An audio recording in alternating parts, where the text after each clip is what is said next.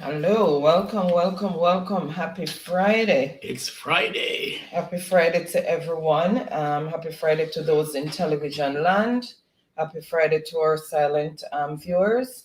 Happy Friday to those in the chat. Thank you so much for joining us. Happy Friday to those over on Facebook. Welcome, welcome, welcome. Thank you so much for that quick share out. Really appreciate it. And guys, remember as you come in, thumbs up the live. And if you can, please share us out. And if you're new to the channel, please show us some support by subscribing. And we're hoping everyone had a wonderful and productive week. And looking forward, as usual, to a wonderful and restive weekend. And again, welcome, welcome, welcome to Mystic Sensation Live with your host, Baron and Anne-Marie. Okay, so guys, to start, as you all know about little Daniel Rowe, that unfortunately she passed. We would just want to say our deepest condolences to the family and friends and to her school family as well. Really, really sad situation. And also condolences to those also who have lost their kids to violence. Um, it's really a sad thing, yeah. It's I don't know what to say. We are lost for words each time these things happen, because these innocent kids, these senseless killing that's going on, and it doesn't seem as if it's changing. Things are not getting any better in that regards. So it's time we have stiffer penalties for these perpetrators. Exactly. Because apparently they're not stopping at what they're doing, and the elderly, the kids, are the most vulnerable right now, and they are at great risk, because even if somebody else is involved in something with someone and they can't get to them, your poor family member, which may be a child or an elderly person or in between, is caught up in it. And a lot of the times they don't know what the foolishness that their relative have gone out there to get themselves caught up into. And then unfortunately, they become victims. We don't know the circumstances around which little Daniel was taken, but no circumstance at all should have caused that to happen. So again, our deepest sympathy and condolences to the family. It's just a sad state of affair, and we hope that the government is working on policies right now to start, making these people pay according to their acts. And a lot of the times we see this happen, we don't see a lot of the persons who come out and cry out for the perpetrators when they're caught to say justice for them. What about justice for the victims? What about Jamaicans for justice with these things? You don't hear them, you don't see them, but as soon as the perpetrators are caught, and then, judgment is being placed on them, you hear them jump out, oh, it's injustice and whatever, it's inhumane. But what about the victims? This little girl's throat was slashed. It's very inhumane. This is a child. This is one of, this should have been one of our future adult. And she was just cut down, just 8 years on the land. And she was taken away. We guys, we're just gonna have a moment of silence for little Daniel, just a minute of silence for little Daniel and for all those other kids that lost their life senselessly. All right, so we're gonna start that minute of silence right now.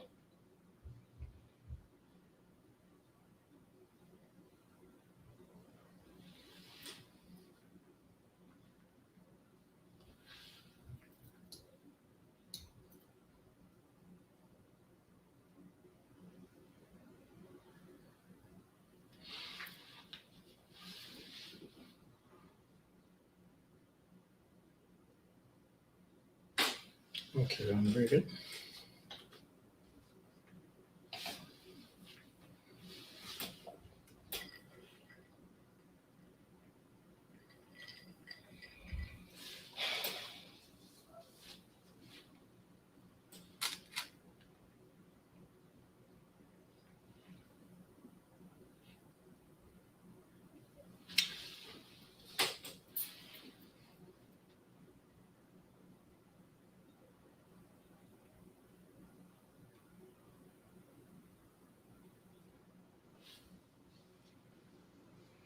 Okay, guys, thank you for that moment of silence, and keep the family in your prayers, because I know it's not easy to lose a child, so we need to remember the parents in our prayers. I'm just going to acknowledge those who are in the chat, and then I'm going to hand over to Baron. So welcome, Chuck Life. Happy Friday. Thank you so much for your continued support. Miss Yvonne, welcome. Happy Friday. Straight Up Blessings. Happy Friday. Patricia, welcome. And Ricardo, welcome. Happy Friday. Thank you so much for joining in. Farron, welcome. Mr. Henry Delroy, welcome. Thank you so much. Really appreciate each and everyone continued support, and thank you so much for spending your Friday evening with us. We don't take it for granted. Okay, Baron, so I'm just gonna hand over to Baron so he can start the discussion while I do some housekeeping. All right. Thank you, wifey. Yes, once again we are here, right? On a Friday to, of course, discuss the issues that concerned most of us, right, as Jamaicans. And I want to speak as it relates to, right, certain issues that unfold, right, early this week. We have heard about artificial intelligence that made utterance as it relates to Mr. Tufton, right? Quite a low blow there, right? Really extremely silly to say that, right? But we are going to get into that. Now we have other issues as it relates to, of course, the Donaldson situation, Noel Maitland case. So we'll be talking about that as well. And we were talking about, of course, further corruption that is on the horizon that has not yet mentioned as it relates to the Integrity Commission. So we will also touch on that. We will also touch on situations where we are seeing, right, where persons who came up against the Integrity Commission, right, being persons who have been investigated, carrying out their grievance against the Integrity Commission. So we have seen lawlessness that take over the Jamaica Labour Party. Essentially, what we want to talk about, right, also is the partisan politics, because for me to come here, right, on Friday, right, there's nothing partisan in terms of what I am doing, Mystic Sensation is doing. What we are particularly interested in is nation building. And if we see the incumbent government, right, that is not dealing with nation building, we are going to call it out. And when we call out that situation and have facts to present that facts, we see where the Jamaica Labour Party is digging themselves into further hole to say that what we are saying as it relates to AI, artificial intelligence, right, that the People's National Party is using artificial intelligence, right, in a means of letting them dip in the pool. People are drifting away from them. And rightly so, because of the corruption, the level of corruption that I'll be revealing tonight and go through the details. Now, I want to talk something, right? Because there is certain narrative out there, right, in saying that the People's National Party and the Jamaica Labour Party, right, they are one of a kind. right? I am not coming here to say that the People's National Party, right, has not done their fair share of corruption. If I say that, I will be lying. But what I want Jamaicans to know, right, diaspora and in the local, that there are two different parties in mission. The People's National Party deals with democratic socialism, and the Jamaica Labour Party deals with capitalism. I've already broken down that. So the concept and perception that out there to say that, okay, JLP and PNP, right, are one of a kind is very much misleading, right? And that is one of the reasons why I'm going to emphasize some energy where Mark Golding is concerned, right, as it relates to his difference in making a difference as it relates to honesty and integrity.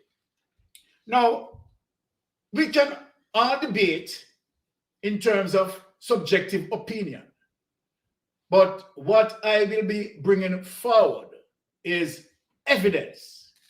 And you know who Mystic Sensation is, right? We are going to do deep dive, and we are going to establish the evidence. So I'm going to take time tonight, and before I get into, right, the meat of things, I want to bring us all to one of the most renowned speaker, right, in the entire world, that visited Jamaica some years ago, and what he had identified as it relates to the partisan politics, right, that is wrecking the country, and that people need to move away from the partisan philosophy. So if your party is wrong, right, you have to be willing to come out and say, listen, me, yeah, the party is wrong. The party is going on the wrong mission, right? And if you have evidence, right, to show that, look, this is what the party is doing, right?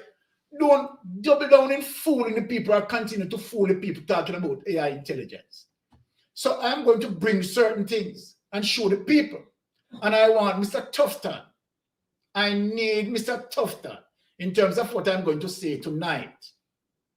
What part of what I am going to say that he classified as artificial intelligence, wanting to say that what the People's National Party is doing might be using social media, right, to defame, right, the Prime Minister, to tell lie on the Jamaican Labour Party, right?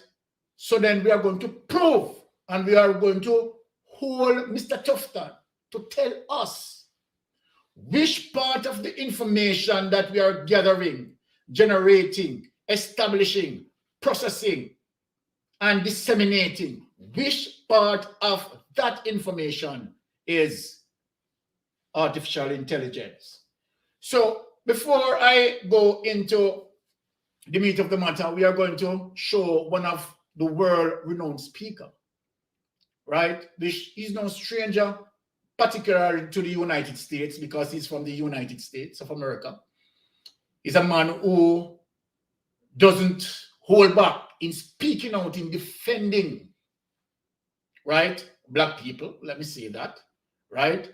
Speaks on the rights, right, of many. And of course, identify issues of partisan as it relates to Jamaica, and wanted us, right, to shape our thoughts, So we all can reason, right? We all can discuss the politics that affects all of us, but at the end of the day, objective reasoning is what matters, particularly when you have the facts to show and the facts to establish, and it is plain and simple. But before I get into the details, I am going to play a clip showing you Farrakhan.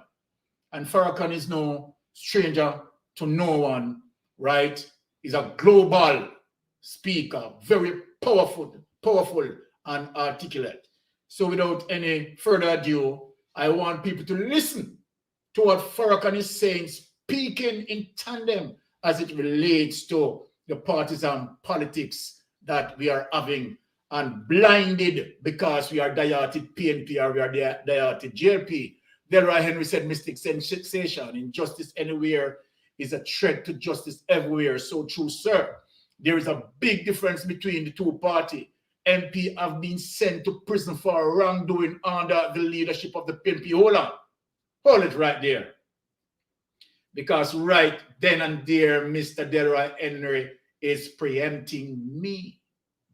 And I'm just going to expound a little bit before I go into the video as it relates to what Mr. Delroy Henry said up there, right? This gentleman is quite knowledgeable in the history of our political process, right? Judging from in the early 60s coming up straight up to now, I am going to speak true to term. And there it is that Mr. Delroy Henry had spoken it. People's National Party, right, under the pressure of Portia Simpson, have sent a politician to prison, which is Jack Cement. And the entire history shows you that Jamaica Labour Party has never, ever in the entire history of the political process have never sent anyone to prison. And did, each time they get into power, corruption after corruption, corruption after corruption. And I am also tonight will be attacking Mr. Mouthpiece Media. Yeah, mainstream media who sort of want to sell a narrative as it relates to, of course, our debt to GDP ratio, wanting to make it seem like it is the Andrew Holness administrative, right, staying on fiscal discipline, right, to bring down the debt to GDP ratio from 150% to 80%. Mr. Mouthpiece Media, tonight I'm going to prove it that you're a liar, right? That part of trajectory, Andrew Holness had given a very vibrant economy, right? And we have seen that corruption has ruptured 30% of that. And we are going to prove it tonight, regardless of what anyone wants to say.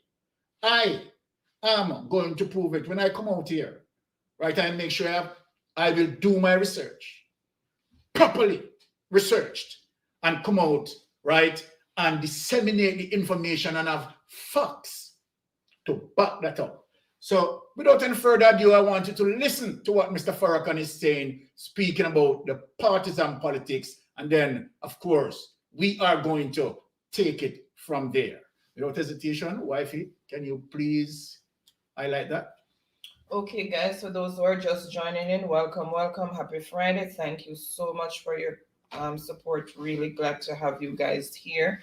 And the WhatsApp number is streaming across the screen. If anyone wants to join in, call in the discussion, let your voice be heard, as well as the link is pinned, so you can come up and say your piece. You don't have to turn your camera on if you don't wish to, but the link is there and the number is also streaming. Okay. All right, so let me just share.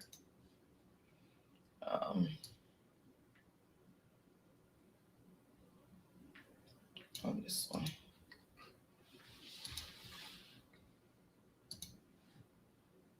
I would appeal to our brothers and sisters in Jamaica that life is more important than party. And Jamaica is more important than party politics. In America, partisan politics is literally destroying the country. So even though we disagree, that disagreement should never allow us to take the life of another human being simply because they are a member of a different party. On an official visit to the Gleaner, Minister Farrakhan, who was a key player in the organisation of America's Million Man March in October of 1995, said Jamaican politics should be about more than just political tribalism and thuggery. So now if I got a yellow shirt or a green shirt, does that mean that it has deprived me of my humanity? So we've got to outgrow these immature expressions of our differences. Jamaican politics must never degenerate into thuggishness. Politics is a means to an end, and the end should always be for the good of the island of Jamaica and all its people. But in a bleak warning to Jamaica, Minister Farrakhan warned of a revolution by the people unless government acted quickly to rectify Jamaica's debt problem. There's a bitter pill that Jamaica has to swallow because of the debt of $216 billion and the slowdown in the economy. So let us hope and let us pray that we will be able to ease the pain through good politics. But at the same time, if we don't move quickly, the masses will rise in Jamaica, just like they're doing all over the world. And what I would hate to see is that a well-armed army and police force will shoot down those in the street who want to see genuine change that benefits Jamaica. All right. So there you have it. Right. So when Mystic Sensation is here, right, taking the parallel perception as it relates to Minister Louis Farrakhan and what he has stated there, that the partisan politics, right, will not enable us to strive and move forward, right?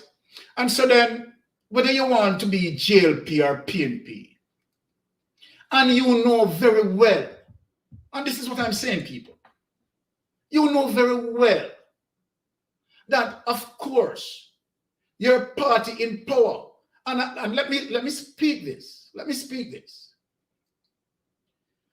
We're tired of hearing the argument that when a party in power and people is pointing out the wrong of that party, you're going to hear party members, then the PNP not do it too. Now, if we're going to have the concept that, okay, all right, because the PNP do it, GLP can do it, or because the GLP do it, PNP can do it, we need to hold politicians accountable. We need to make sure that this general election is about giving Mark Golden a mandate. Because trust me, I am 100% sure that Mark Golden is going to be the next prime minister. People say, well, Byron, don't count your eggs before it hatch. But let me tell you something. We have been feeling the wind and the energy blowing, and the direction of our politics must change. The next clip that I am going to show, I am going to dig into the politics, right? And open up, right, some truthfulness. Because let me tell people this. Gone are the days, and I'm speaking to both GLP and PNP, when you could come out on a political campaign and you speak certain things, and then into an election season, you think that people forget, and you change your language and change your mouth and you tell lies. No, this is a different era. You are in the era and space of technology. And let me say this. Let me say this to the Jamaica Labour Party government. Because I am happy that social media is not one of the institutions within the Prime Minister office. Because trust me, the Prime Minister would have controlled that. See where I'm going? The Prime Minister, right? Having 19 agencies, right, under his control. What is that? No other Prime Minister, no other Prime Minister has ever done that. And I am going to prove something to Mouthpiece Radio tonight to stop and tell people lie. And we understand why Mouthpiece Radio is defending. Mouthpiece Radio is defending because also Mouthpiece Radio also owed his fair share of tax. And so then, of course, you are impeding the Jamaican citizens from the tax revenues. Now, in a first world country like United States, of course, you'd have been charged. And so then we understand why you have to defend. And this is what we are talking about, the corruption that we want to speak most of tonight. So I'm going to play the next clip as it relates to Andrew Holness, right? Speaking definitely as it relates to our debt to GDP ratio. And I'm going to break down that, right, for my listening audience. And so then anyone who wants to believe that the PNP and the GLP are one of a kind, right, I am going to separate them tonight, right? They are not one of a kind. And we are going to separate that with facts, not with something that we are going to speak about and cannot present the facts. So we are going to make sure that we identify that with facts. They are two different parties. So then, without any further ado, let us listen to the Prime Minister, Andrew Holness, as it relates to, of course, our GDP debt per ratio. Right? So, honey, can you play that so that we enlighten the people who are listening to us, my ardent listeners? Okay, let me just. All right. Okay.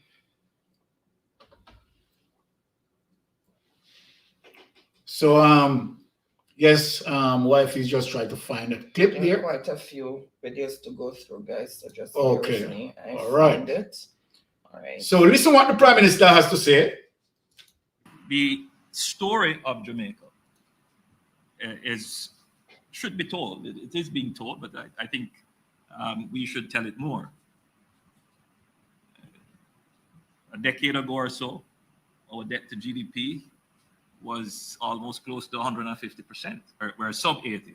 But in any event, it is, a monumental achievement that we have managed to do that. And we have managed to do this with the support of the international financial institutions, the IMF, the World Bank, and the IDB.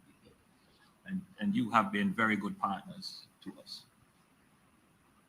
So generally, we could say that Jamaica has achieved some amount of economic stability. And that economic stability would have helped us to weather the storm of the COVID-19 pandemic and the multiple and overlapping fallouts that took place. And it would have also helped us to recover very quickly after COVID. We have probably the fastest recovery in this region.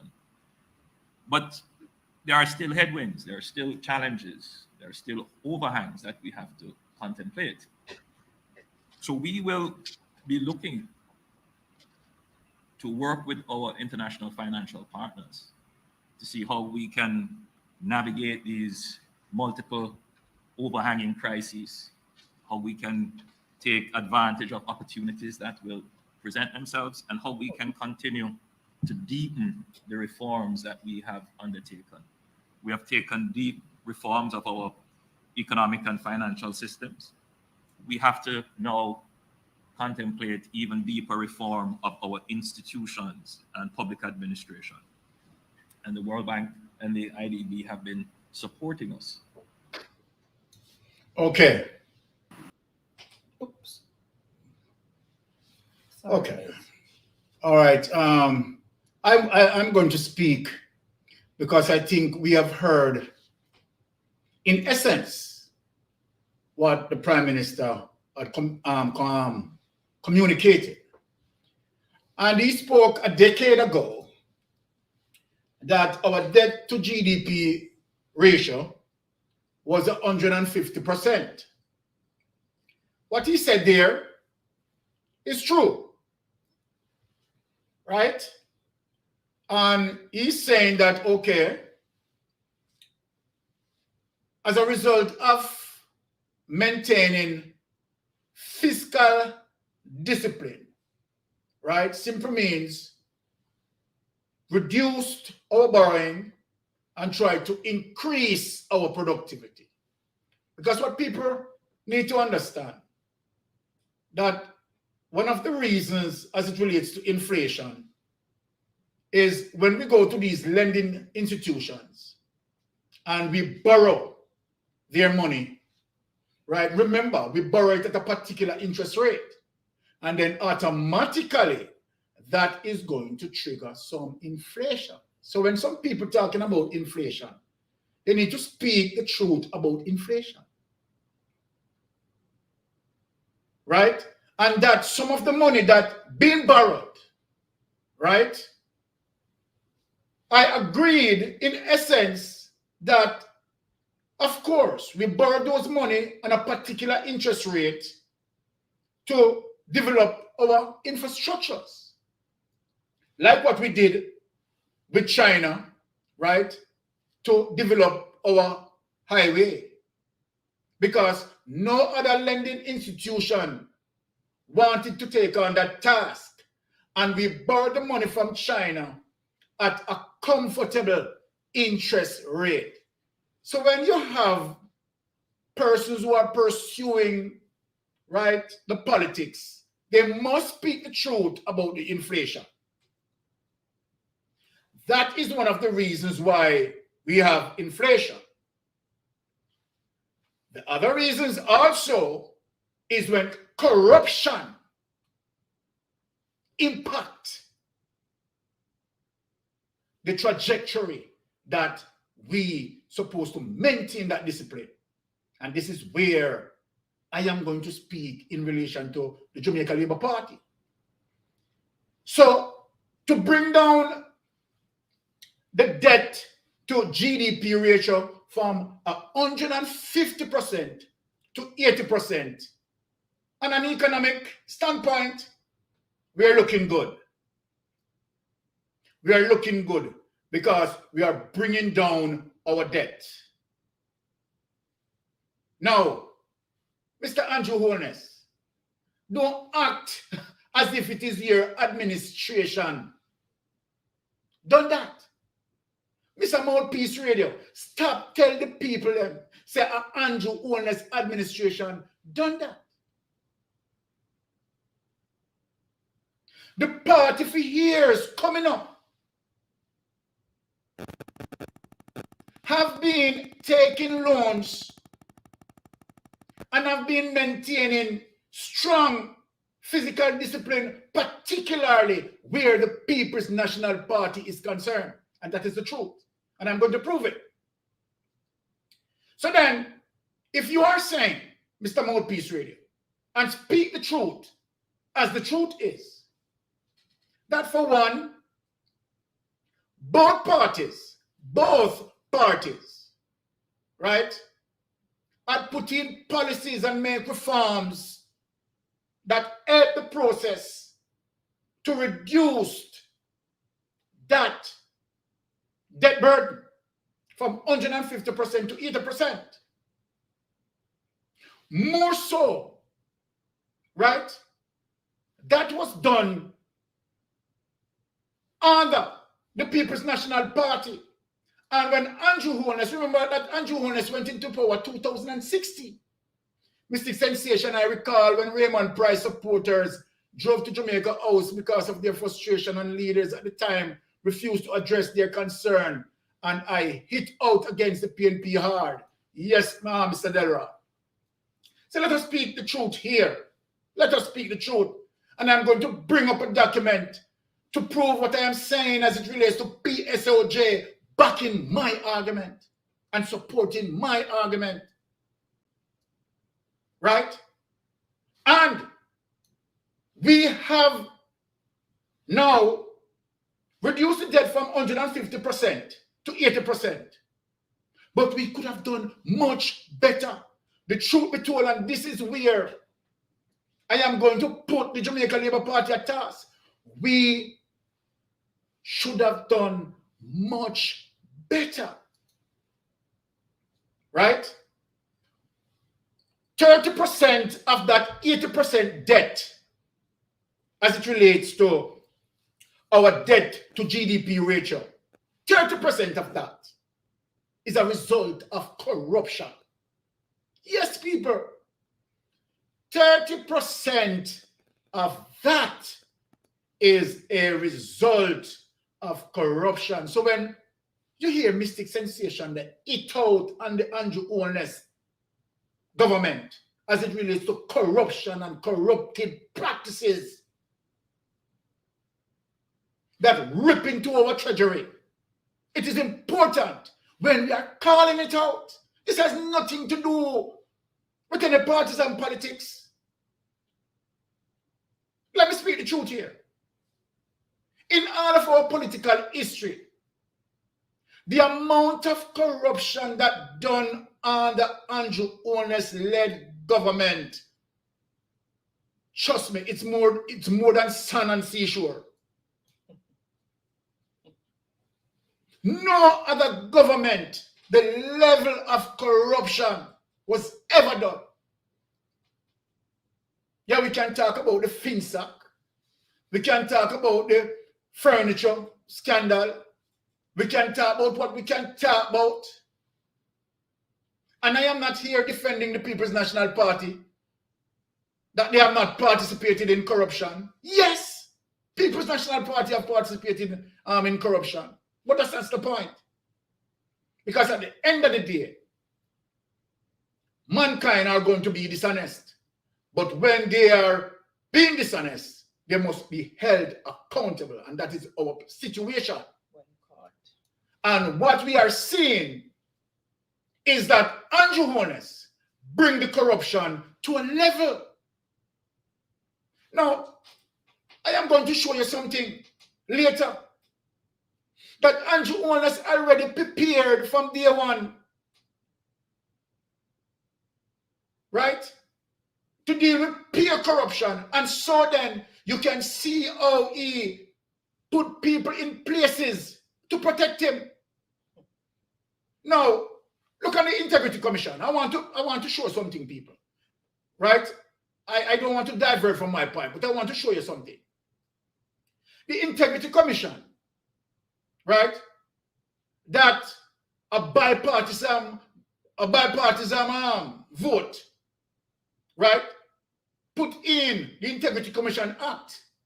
And because the Integrity Commission exposing who's supposed to be exposed, right, these very same corruptors want to eliminate the Integrity Commission. Let me tell you something. You have Andrew Holness' wife and the Integrity Commission oversight. People, that is the first sign of corruption. Not only that, Everard Warmington. Let me say this to Mr. Everard Warmington. You who stated, and this could never ever happen in no civilized country, when you came out, Mr. Everard Warmington, and you said that any person that go against your prime minister, by any means necessary, you are going to defend him. This is what came out of your mouth. So I want to ask Mr. Tufton if this is PNP using AI for Edward Warmington to say that. Is that AI information? I want to answer something, Mr. Tufton. Is that AI information? This man who outrightly showed his biases, his biasness.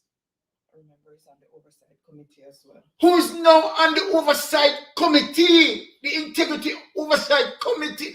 People, this is sick. A man who have gross biasness, did not hide his biasness, publicly state his biasness, and yet this man on the Integrity Commission oversight. People, I'm going to show you it. I am going to show you, I'm going to show the world this. Which first world country, which civilized country this could have happened? Eh? Most of them who are beating down the Integrity Commission, these are the people who once been under scrutiny by the Integrity Commission. Patricia Williams has said, that's right, these things could never happen in no civilized country. I am telling you, Patricia, no civilized country. A man who highlights his biasness and said by any means necessary, he's going to defend his prime minister. So then by any means necessary, you are going to defend him as it relates to SSL. You are going to defend him as it relates to the awarding of contract to Gavin. You are going to defend these things. Right? It's a shame and disgrace. So then, I am not going to get heated yet. Let me calm down a bit. As a matter of fact, let me take a sip. You know, let me take one more sip and cool on my temper. Arthur Phillips is saying the PNP is definitely using AI. Accurate information. Well, I love that. Okay, all right. Now that Delroy Henry, Mystic Sensation, Kanjo promises the voters that 100 days after being in office, his comment was to have a fixed elected date. Not one of his promises have come to pass. Kanjo has failed the people. Shh, silent, Mr. Delroy. That looks like it's an AI information. That looks like an AI information. But Patricia Williams said by any means necessary. Everard Warmington is going to defend the Prime Minister, and look what position he held on the Oversight Commission. This is madness, craziness. It's to show you how Andrew Holness done his thing, to seal his thing, to protect himself from justice. Let me just say something about the Oversight Integrity Committee oversight. For persons who sit in Parliament, I don't think that they should be on the well, we know that they should not be on the committee. The committee should be comprised of persons from well-thinking Jamaica, persons who are not partisan. Exactly. That they are the ones should be sitting so that whatever judgment is passed, it would be fair. But of course, you have JLP, members of Parliament on the Oversight Committee, ruling over information that is going to implicate them. How can that be fair? People, if you look at it. How can that be fair? If you look at it, it is crazy. What my wife is just saying. Madness. What my wife is saying. The members of Parliament who are going to be the subject of an investigation as it relates to the Integrity Commission, some of them sit on the oversight body. This is madness.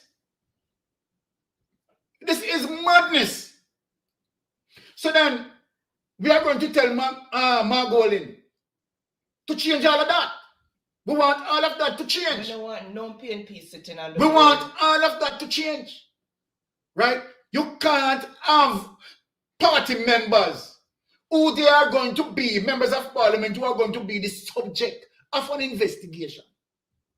And where they are saying now that if before the Integrity Commission speak on any investigation, it has to be tabled in Parliament. So then, if the investigation pointed out a particular individual that they are supporting, they can file 13 it. They can put it in the garbage pan. Can you imagine? We can't work like this. We can't be civilized and be operating like this. This is madness. This is madness, and this needs to change.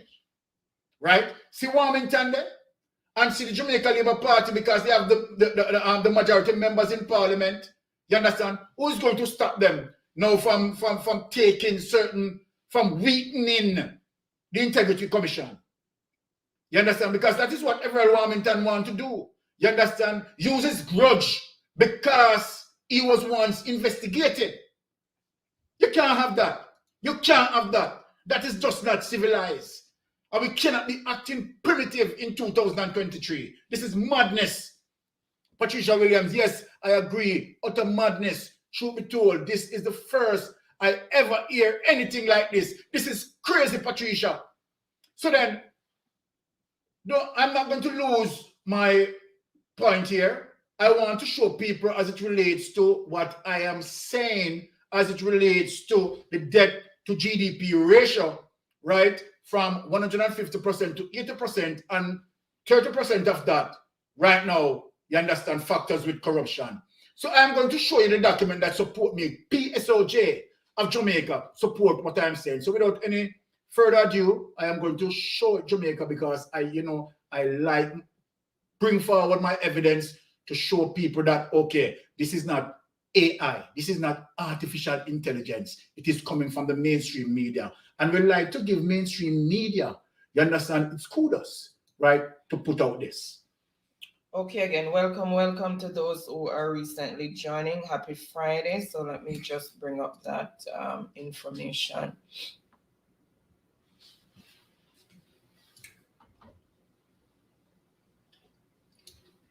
So, PSOJ. Yeah. So read it again. Let me just make sure to sharing properly. Okay.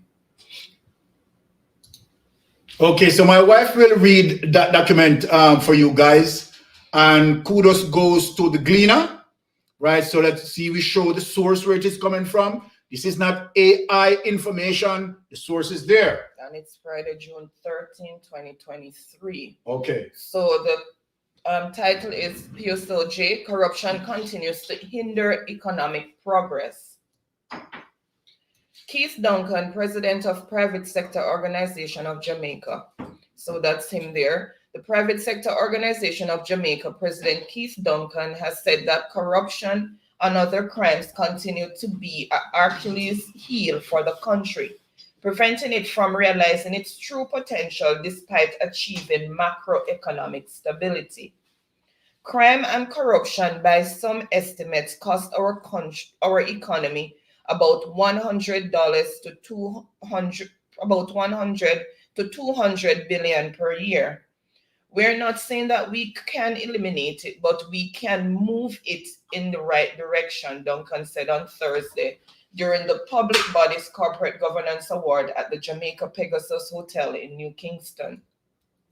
As a nation, we have a tremendous resolve to be fiscally responsible and to continue to reduce our debt to GDP ratio, which is projected to close the year below 90%, and that's below pre-COVID levels.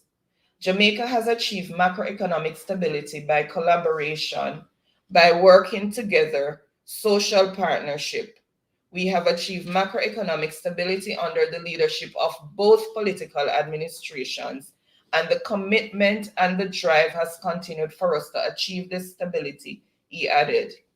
The PSOJ president said it is important that systems of governance to facilitate transparent and efficient operations be implemented, noting that with Jamaica ranking at 70 out of 180 countries in Transparency International's Corruption Perception Index, 70, at the end of the last year, it was clear that this country has a serious problem. Okay, stop it right here.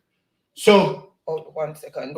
Duncan lamented that corruption has been normalized and accepted in much the same way as the island's crime epidemic. Okay, all right, stop it here. Let me talk to the people. And the people hear what Duncan said, right? So my audience, you have heard what Duncan said, that corruption has been normalized. And so then when we come and we are identifying Jamaica Labour Party corruption, and you have some people who talking about if the PNP never do it too, and the partisan politics start to get in, the foolishness. Partisan politics is not carrying us anywhere. Then this government needs to be held accountable. Since we are talking, I am going to show you another recent corruption that doesn't even get out there as it relates to running through social media. I am going to play another recent corruption as it relates to this government. So without any further ado, let me play this clip in support of what Mr. Duncan said from the POCJ, how corruption has been normalized. Right? Under this government, Everybody chopping. as a matter of fact, every single member of parliament, you understand, should have just resigned, just showing their resignation, because it is being normalized. And so then that is one of the reasons why we are pressuring the Integrity Commission. So let me show you again another recent corruption. This just happened a few days ago, people. Few days ago. So without any hesitation, play that clip on it. Okay, let us just search for the clip, people. Let me show you the development. Yeah, disorderly development. Yeah. Okay. All right, people, look on this. Look on this piece of slackness here. To primetime news. And a special welcome once again to our viewers on onespotmedia.com. Up first this evening, a major residential development in Jax Hill, St. Andrew is under scrutiny this evening after a large section of the hillside collapsed onto the Tavistock Terrace main road, leaving residents furious. And when TVJ News went digging, we were shocked to find out that the land has not been approved for development by the Kingston and St. Andrew Municipal Corporation. Now, Kelly Shaw Williams visited the area today and filed this report. At first glance, this looks like a treacherous trek on a path in the middle of nowhere. But from above, you can see the bigger picture. This is actually the main road in Tavistock Terrace in Jax Hill, St. Andrew. Half of a hillside has come down and blocked Tavistock Terrace totally. It will take weeks and hundreds of truckloads to move. We were told the hillside collapsed into the road a few weeks ago since contractors started to prepare the land for development, and the recent heavy rains made things worse. My fear runs very deep that if the soil moves this way, sooner or later, I am at Temple Meads, where I live there, and sooner or later, it will get to me. The dramatic change that has occurred has really been unbelievable. It has affected our quality of life, our ability to transport ourselves and move around. We just cannot understand what is going on. There doesn't seem to be any response from anybody. While the land slippage is a headache for residents, it's the nature of the development that is causing the most disquiet. We were told the land is being prepared for the construction of apartments and townhouses. We have to look at the geology of this area. This entire side is old landslides, which we call colluvial material, which is loose material, and it is not suited for building. And many years ago, a similar developer tried something and the entire hillside came down. 4 massive developments, maybe even before 6 months, 4 massive developments. One that you can see up in the sky, that's almost completed. One that is further down, which cut away the whole of Tavistock Terrace and has blocked it for the last 6-7 months, just being rebuilt. A new one that is starting very close to my residence. And this one that is the instance now of the problem. About an hour after our news team arrived in the area, a standoff between the residents and the contractor, who insisted they're only digging the hillside to do a soil test.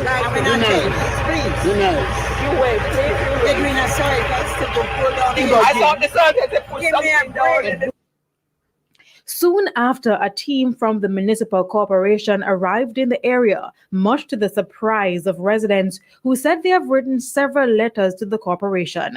When we spoke to the city engineer, we were surprised by what he told us. This proposal or development is still being processed. So there is no approval being granted for any development at the site in the background. So what is happening here then is illegal? Yes. Yes, so what is happening here shouldn't have been taken place without the proper approval. According to the city engineer, a stop order was placed on the development on Monday, and the developer should have stopped all activities here and start clearing the road by Tuesday. But as you can see behind me, they have just started to do so. So we have called in the applicant to implore them to please to adhere to our recommendation, failure of which will be promulgated to seek the relevant action so that they can be sanctioned. For the residents, though, the only sanction is for the developers to cancel all plans they have for the area. The authorities should regulate the people when they see building sites going up. They should definitely warn them and check to see what they're doing. So it's not that I'm against development, but I'm against developing areas that should not be developed with 7- and 8-story buildings. Kelisha Williams, TVJ News.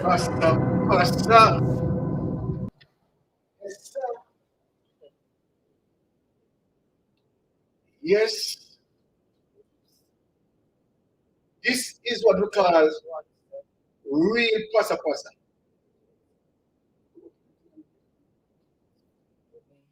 Okay. All right. So, people, when we talk about pasa, when we talk about corruption, now, I want to speak to Mr. Tufton. Mr. Tufton, sir, is any of this that I just showed here that the People's National Party using AI intelligence to tell lie on the Jamaican Labour Party government? The question, and here Mr. Arthur Phillips asks, I wonder who is the developer? Mr. Arthur Phillips, you realize that the developer name has not been mentioned. But Arthur, you know who is Mystic Sensation? Next week, Friday, we are going to do some digging. Because remember, they had breached totally the procurement rules. They had done that. And not only that, let me speak about the technocrats. This is what we are talking about. The level of corruption in Jamaica, the level of corruption under this government. Lord Jesus. We can't bear it anymore. Can't bear it. The level of corruption. The level of corruption under this government. Right? NIS money gets rubbed up. Right? The Treasury being dipped into. Integrity Commission oversight. Right? The protectors, the guardians, them latch upon it. Right? Oh my God. This government need to take his foot, man, his clocks. Andrew Wellness need to take his clocks from out of the people in neck. But we're going to find out who are the developer. Because, remember, they only show you that and show you as it relates to the procurement rules being broken. So, Integrity Commission, I am calling upon you to investigate that piece of corruption that is going on there. That piece of corruption that is going on there. So then, those were my side points that, of course, I wanted to point out. Now, let me just go into my program that I have for tonight. That are only side points alone. We're not start the program yet. The program is just going to start. So then we will be starting the program, of course, with Noel Maitland, right? And, you know, touch some few points there. I am not going to go through. Sir Byron, I want to just reiterate that I love the fact that you highlight the issues. Thank you, sir. Is there a diaspora association that we can join or form to help get real power to influence the direction? So let me just quickly advise you. I think we have what is his name? Will Rattigan is forming that diaspora as we speak, and so then link up with Will Rattigan and Will Rattigan program. Reason with Rattigan, I think that is the name of the program. Reason with Rattigan, that you can connect with that, and of course, right? He will be able to give you the necessary information that you are searching for. All right, Mr. Space, thank you for communicating. Now, and that's why I said mystic sensation, no partisan politics. We talk the truth that what we are searching for and our pursuit as it relates to good governance. And when we found a leader like Mark Golding, we need to highlight him. Remember that we lift up all stones. Mystic sensation, not just talk about a leader. Delroy Henry, mystic, this guy failed the people test. I used conjure words to access him. The Prime Minister called a member of the Integrity Commission bad mind. This is it. When you have a Prime Minister who give himself contracts, that's bad mind, of course. But, then, and also, what is bad mind? Some people would talk about a bad mind be bad mind, right? When you have 9,000 people account being freezed from SSL, and the people who take it. Now, bad mind if you take away the people their money. And red eye. Bad mind and red eye. Eh? So for people who talk, oh, we bad mind because we are talking about the Prime Minister Big House and the Prime Minister this and the Prime Minister that. You understand? People not bad mind if you take away the people their money from out of SSL. Them the red eye. No red eye and bad mind that. So people, when you fence up an argument before you come on the program and talking, and make sure you know the facts. Because what we do, we research the facts before we come out, you understand, and make any form of utterance. We will never speak on an issue, right, where we don't have any facts. If we don't have the facts, we not speak about it. It's as plain and simple as that. All right? So then, let me just get into, of course, we understand that Noel Maitland, right, bail, again, being denied. And we all know how the case goes. It is not prudent for me to be going through certain evidence at this time, right? Particularly, I don't know the jury settings, whether it is going to be tried by a judge or by juror. And so then we don't want to bleed certain things in social media. And then, of course, it seems like we are corrupting the case with certain information. You understand? Because, of course, you have lawyers who can pick up on that. So then I'm going to speak generally that for bail to deny, right, as it relates to this case,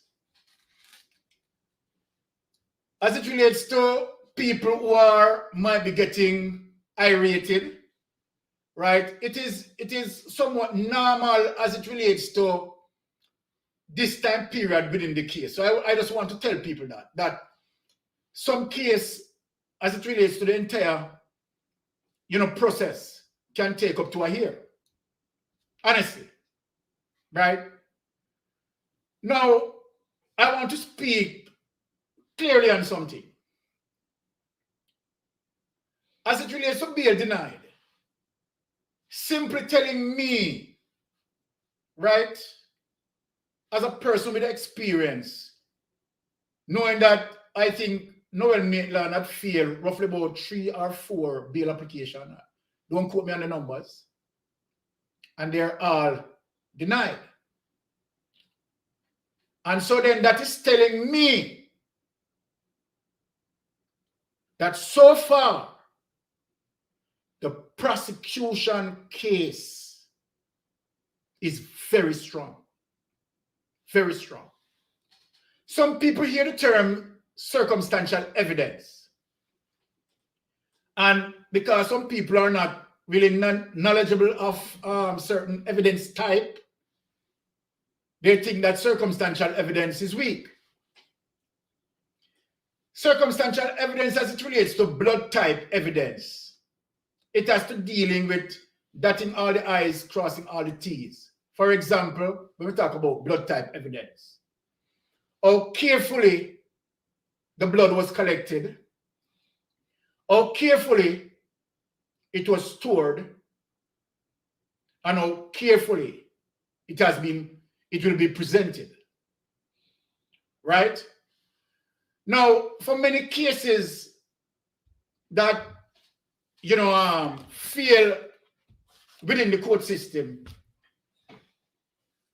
most of that sometimes happen at the investigation process. Right?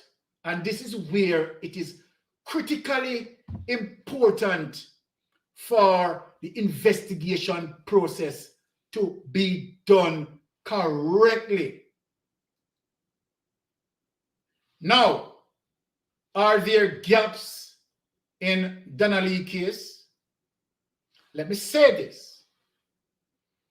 When you have a case, particularly as it relates to number 3,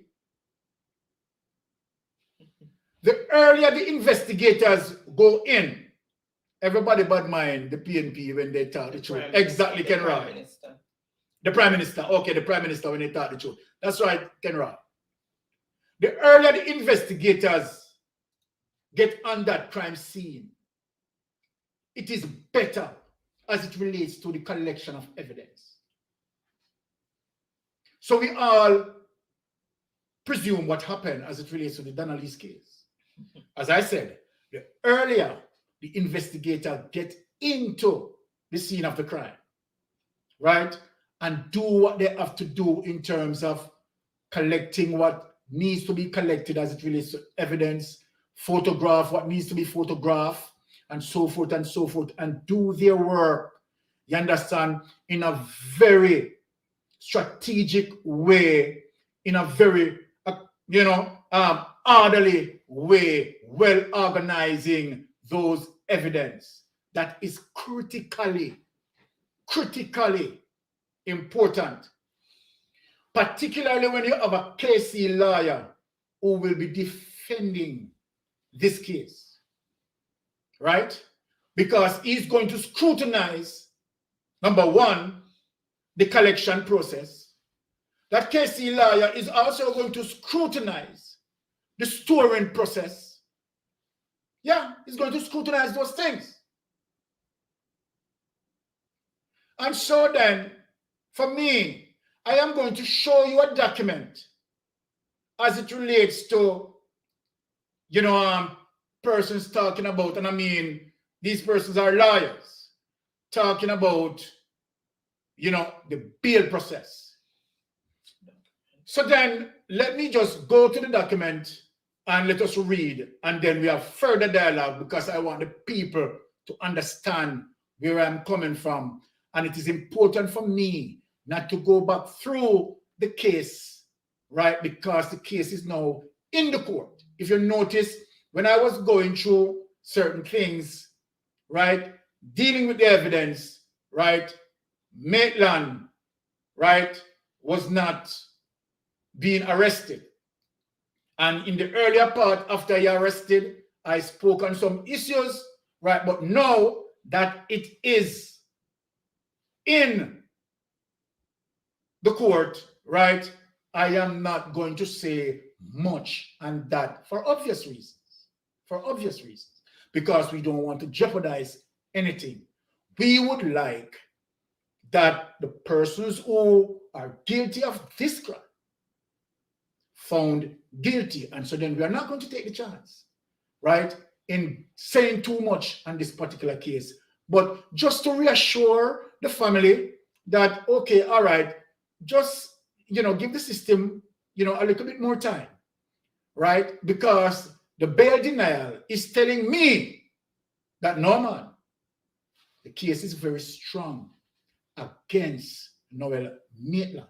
So let us go into the bail situation and let the people understand what I'm talking about. Okay, so again, happy Friday, everyone. Thank you so much for still being here. Let me just bring up the document here. All right, I'll get to that. One sec. Let me just find. All right.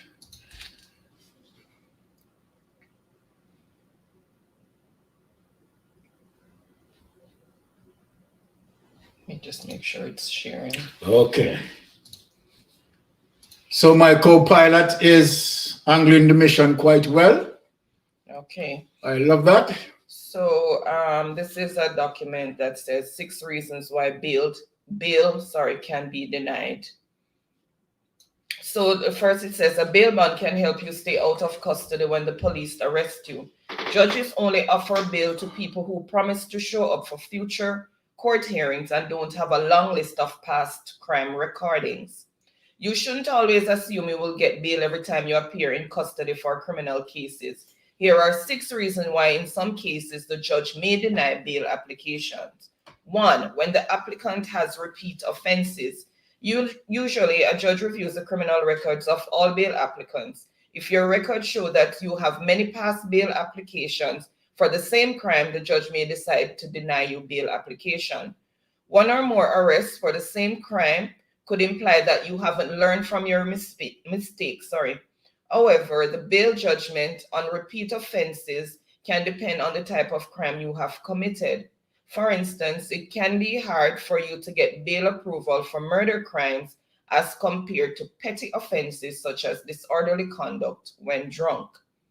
2, when the applicant is a threat to society. A judge can deny your bail application if your reputation in society is bad or when there are many negative remarks or complaints about you. Upon your arrest, the court investigates your criminal history and your reputation to know more about you.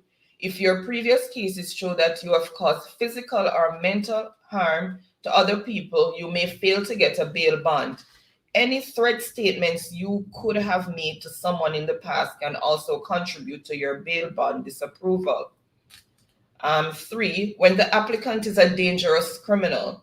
A judge will consider armed robbery, murder, and rape to be more severe crimes than others. The judge assumed that those brutal crimes culprits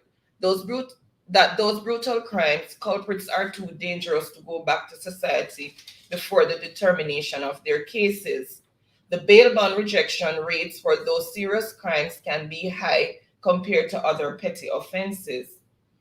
Unless the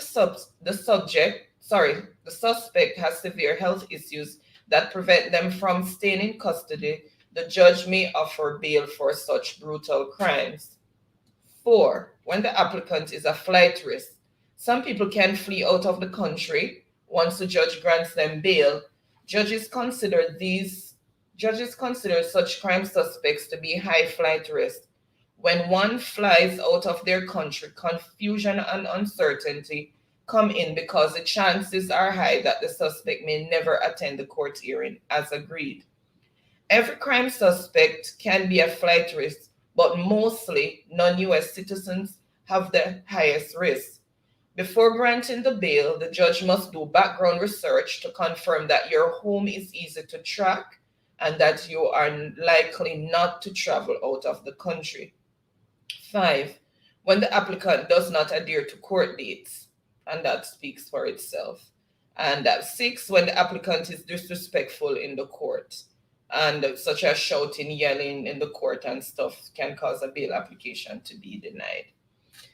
As the judge as the judge denied you on your loved one's bail, you should know the exact reason for the bail denial and what you should know next. You can okay. Okay. All right. So, as I said, in light of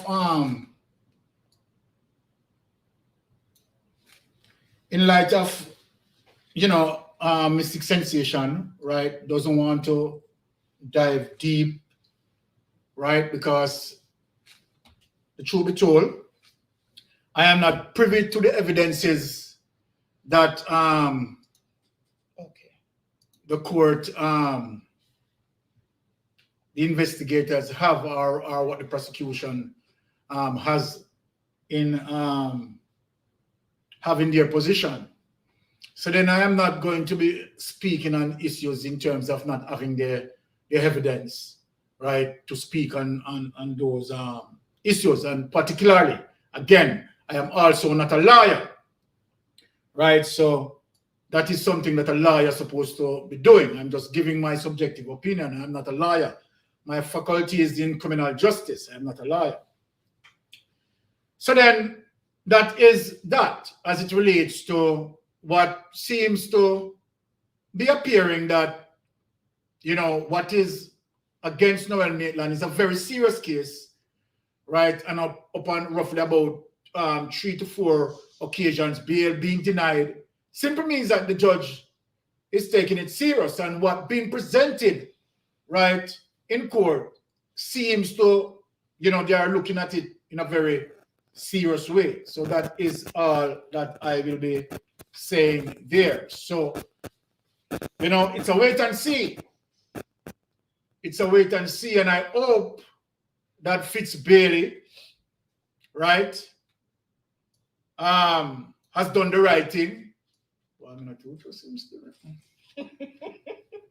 But I hope Mr. Fitz Bailey has done the right thing.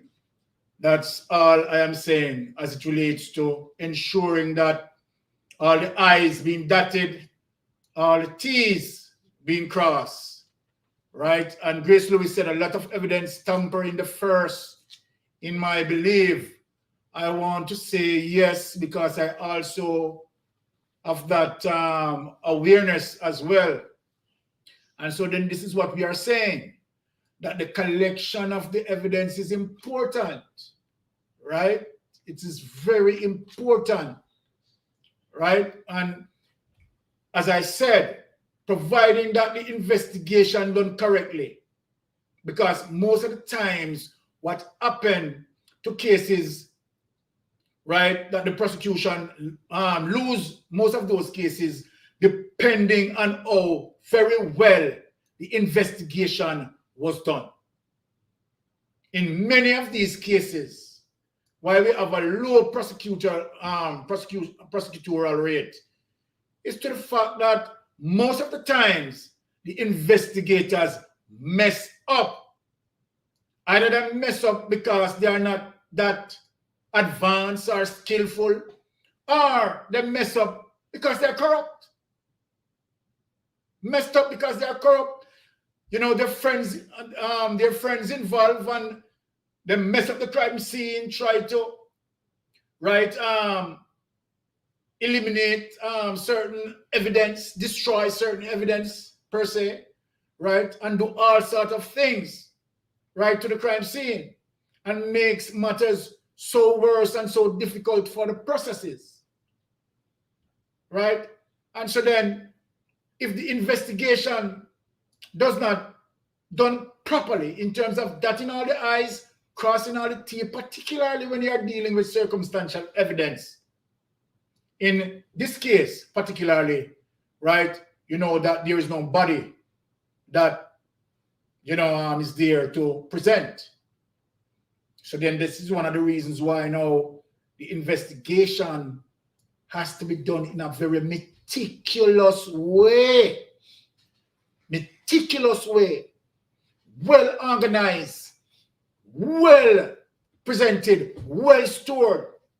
In you know, we have a thing that we call the chain of evidence. that chain of evidence needs to be followed as it relates to the collection process, the storage process, and the presentation of the evidence. Those are three critical areas that need to be followed and need to be dotted, all the I's and cross all the T's. Right? Because you have KC lawyers who will penetrate those evidences because they are very skillful technicians of the law, and they will do it. They will bore hole in the case. And so then, to prevent that, you have to make sure, right, that that investigator is very skillful, right, in collecting the evidence the way how it's supposed to collect it as it relates to the procedures of law in the collection of evidence, the way it's supposed to be stored as it relates to the procedure of law, as it relates to the evidence. Remember, people, in this case, the burden of proof that it is going to take to find Noel Maitland guilty, because this is murder. So people must understand the threshold, right, that the prosecution has to meet. And so then the prosecution has to meet what we call beyond the burden of proof. And so then when you are talking about beyond the burden of proof, simple means it cannot be 95%. It cannot be 98%. It has to be 100% correct. Because you are talking about a felony that can put away someone's life for good. And so then the court is saying to you that we don't want to make an error. It might be someone's to an execution. And so then when it comes to number 3 cases, right? The burden of proof that needs to be proved in this case is beyond a reasonable doubt.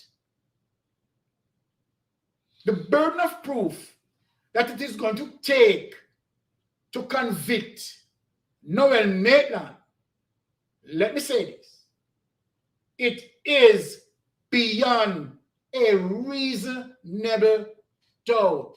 Simple mean it is the highest burden of proof in law. The highest.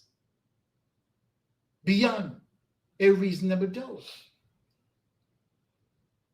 Right? And so then that's why it is important for investigators to zoom in. Right? Now, in one point of it, as it relates to the forensic, in terms of the amount of blood that was discovered, based on the amount of blood being discovered, that calculate as it relates to, say then, if the human being lost this amount of blood, then the human being is dead. So then if I think that the human being, we contain what 5 or 6? 5 to 6 liters. 5 to 6 liters of blood.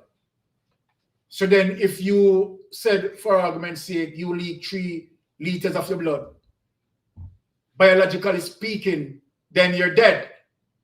And so then if that was discovered as it relates to their determination to say that that person is dead, that they have found the amount of blood that determined that that person is dead, circumstantial evidence. So then you have to now prove that case beyond a reasonable doubt. And it's very simple. So I'm not going to dig in depth with that, right? Because that is in the court. And we are hoping and praying, right, that justice being done where that is concerned. All right. Now, the next thing that we are going to be speaking about, because I am justice for Daniel Lee, mommy. Of course, we are supporting that. We are supporting that. Now, as it relates to back into the politics, we are now, we have heard some people talking about, right, that the PNP and the GLP, right, they are the same thing, which is not really true. Truth be told, it's not true, right? And if you go into history, right, we know very well that, of course, the PNP had done their fair share of corruption. No doubt about that. We know about the furniture scandal, right? We know about the bulb issue from Cuba, right? We know about the furniture scandal and so forth. And so then, and we know about Trafigura, which Trafigura wasn't really a scandal of the sort, as it relates to, you know, what transpired, you know, in terms of, you know, certain corruption that went on there, right? A lot of people, investors, lost their money, right? And we are not saying that the People's National Party, right, don't have their fair share of corruption. So then what we are saying now that we see a leader, let us talk, people. We are going to be reasoning now in terms of the facts. So now we are on a pathway in searching for a leader. And we said, okay, all right, PNP has done corruption. GLP has done their fair share of corruption. Particularly this particular government, Andrew Warnes, is different. Is different. Right? He's totally across the board. Right? So then let us look on we're searching for a leader. A leader who have been in the system. Right? And a leader that we said, okay, all right. Let us look in terms of understanding the objective of the leader. So when we look, we saw that Mark Golden decided on, look, Mark Golden had recognized, right, that the people of Jamaica, right, are not getting the representation that they are to get. What Mark Golden did. For people who are talking about Mark Golden quiet and Mark Golden not doing this and them want Mark Golden to be loud and this and that. What Mark Golden did? Mark Golden, regardless of what people are saying, draft an impeachment bill. Draft an impeachment bill. Look where Mark Golden mindset is. Look on the gentleman mindset.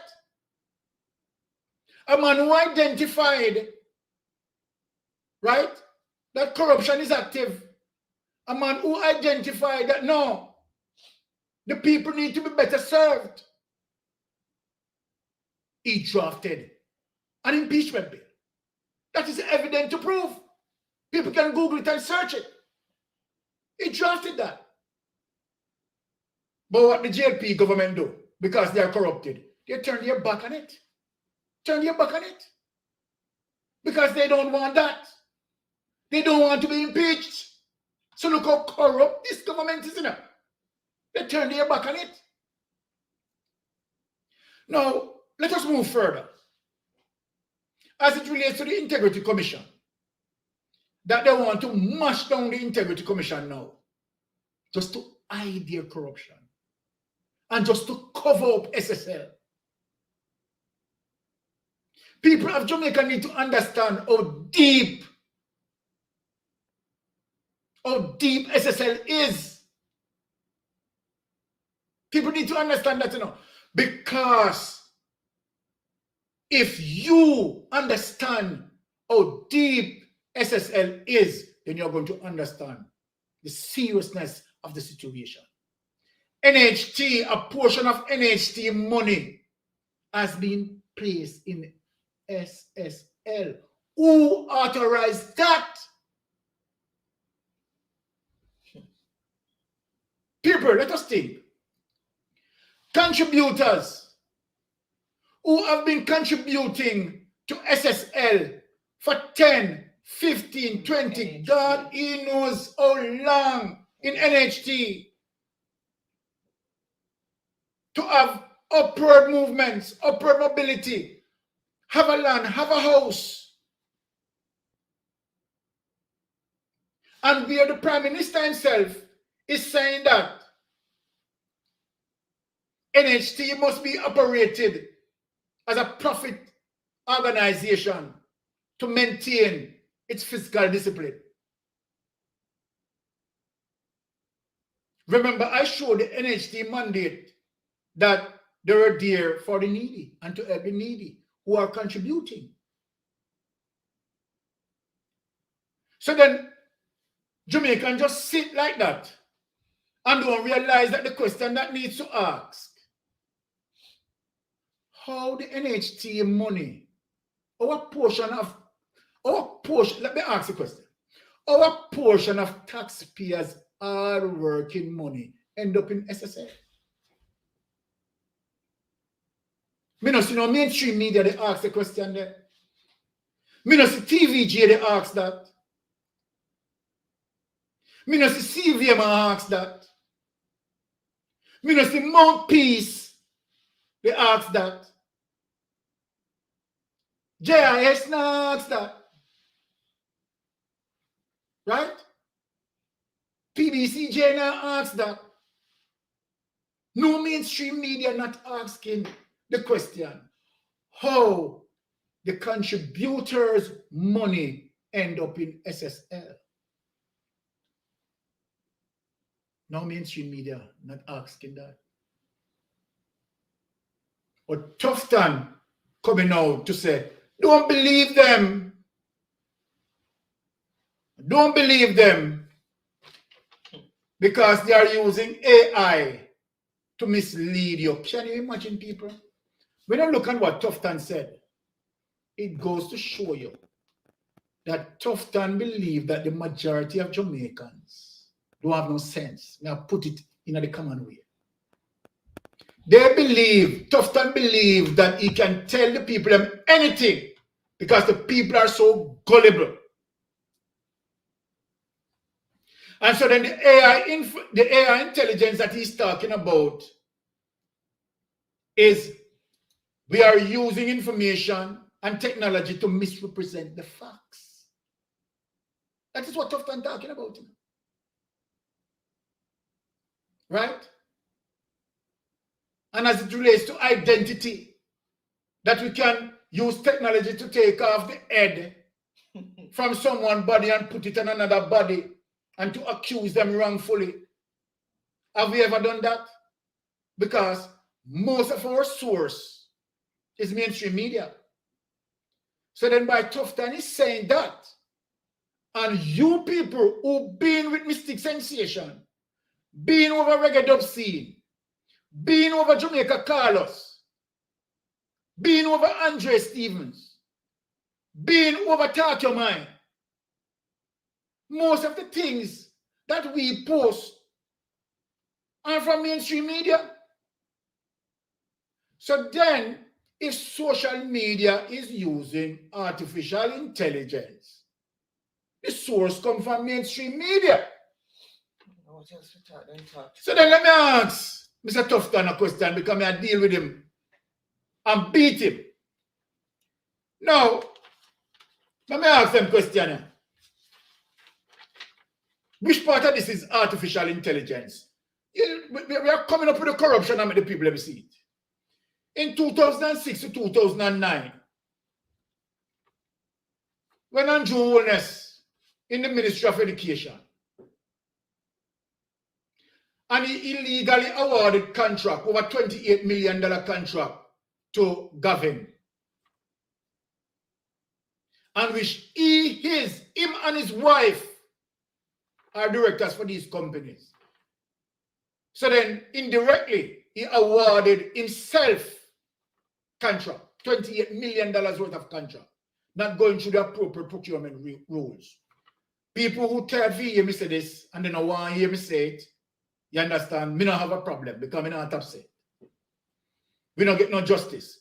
We not stop saying it until we get justice. So I'm sorry for people who don't like to hear it. I want Tufton to tell me which part of that is artificial intelligence. Did we speak about Andrew Holness setting up these businesses, these companies? So he didn't do it?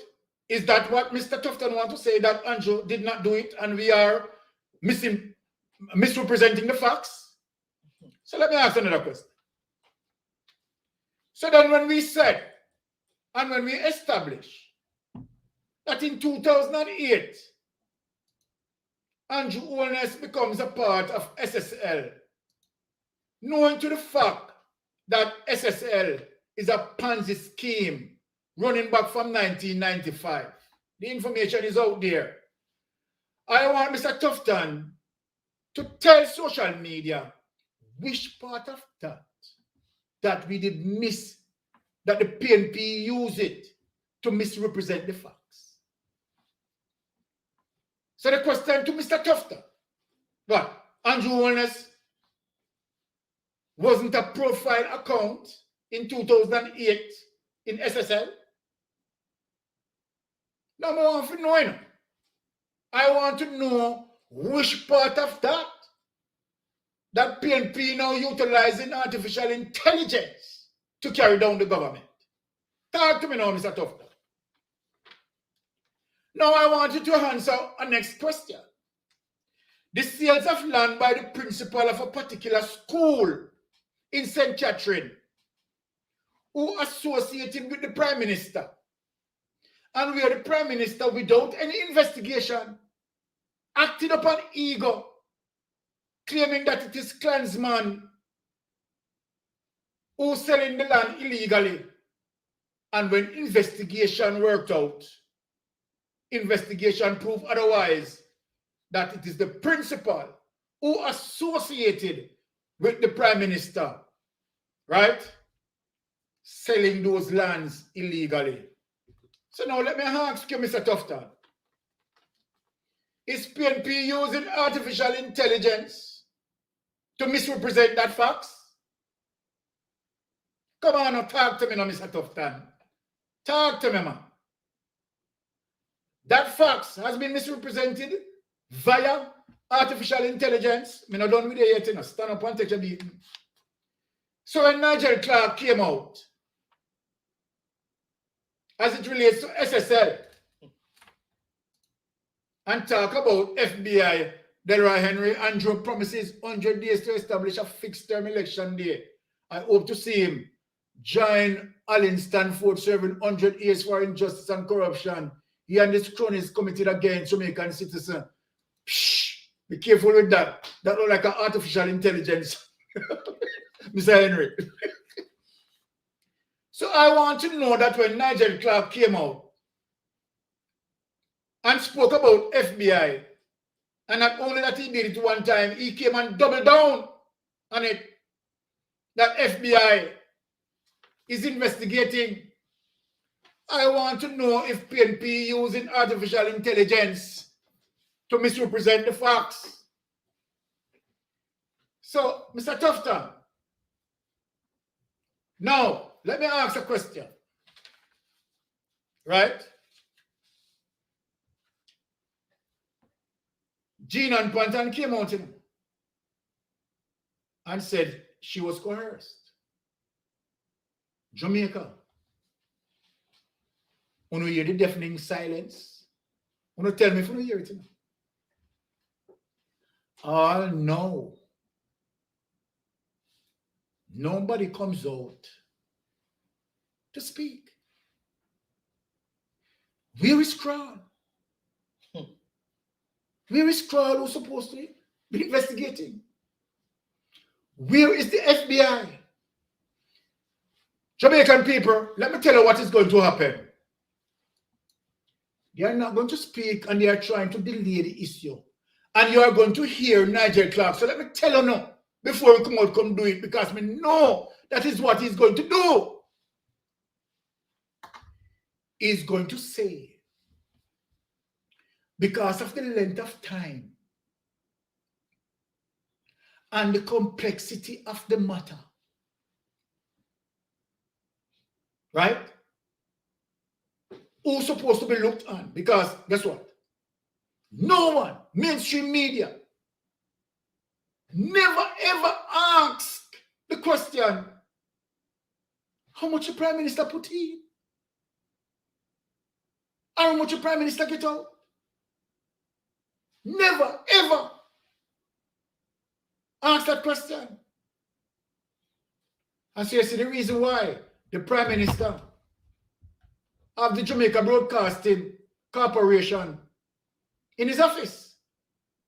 Well, you call to that. I want to know if who can help us as it relates to what Andrew Wallace is doing, the level of corruption. People, my wife is going to play something as it relates to show you that Everett Warmington is under oversight, the Integrity Commission Oversight Committee. So without any hesitation, and we are going to go into the Constituency Development Funds to show you that Everett Warmington is not representing his constituency any at all. No representation. And these men want 200 and 300 increase for what? As far as me concerned, these men are fraudsters. And they all need to resign. So we are here. Mystic Sensation is here. And they need to stop from telling lie. Right? Because I heard Robert Montague is saying that the Jamaican people and the government need to ensure that the Integrity Commission act in a lawful manner. Well, guess what? The Integrity Commission is acting into a lawful manner. And we are not in support, the public is not in support of you want to demoralize the Integrity Commission. But the Jamaican populace is saying to you and your government, leave the Integrity Commission alone. And that will say to you, you, both you, Robert Montague, Everett Warmington, Juliet Holness, Jamaican citizen, is saying you need to leave the Integrity Commission alone. And the Integrity Commission Oversight Committee should be independent from the politics. No, not supposed to be on the board. Integrity Commission Committee. That is foolishness. So then, without any further ado, let us show the business of what they are doing in terms of, right, suppressing the Jamaican people and indulge in their corruption. So without any hesitation, we're going to show that.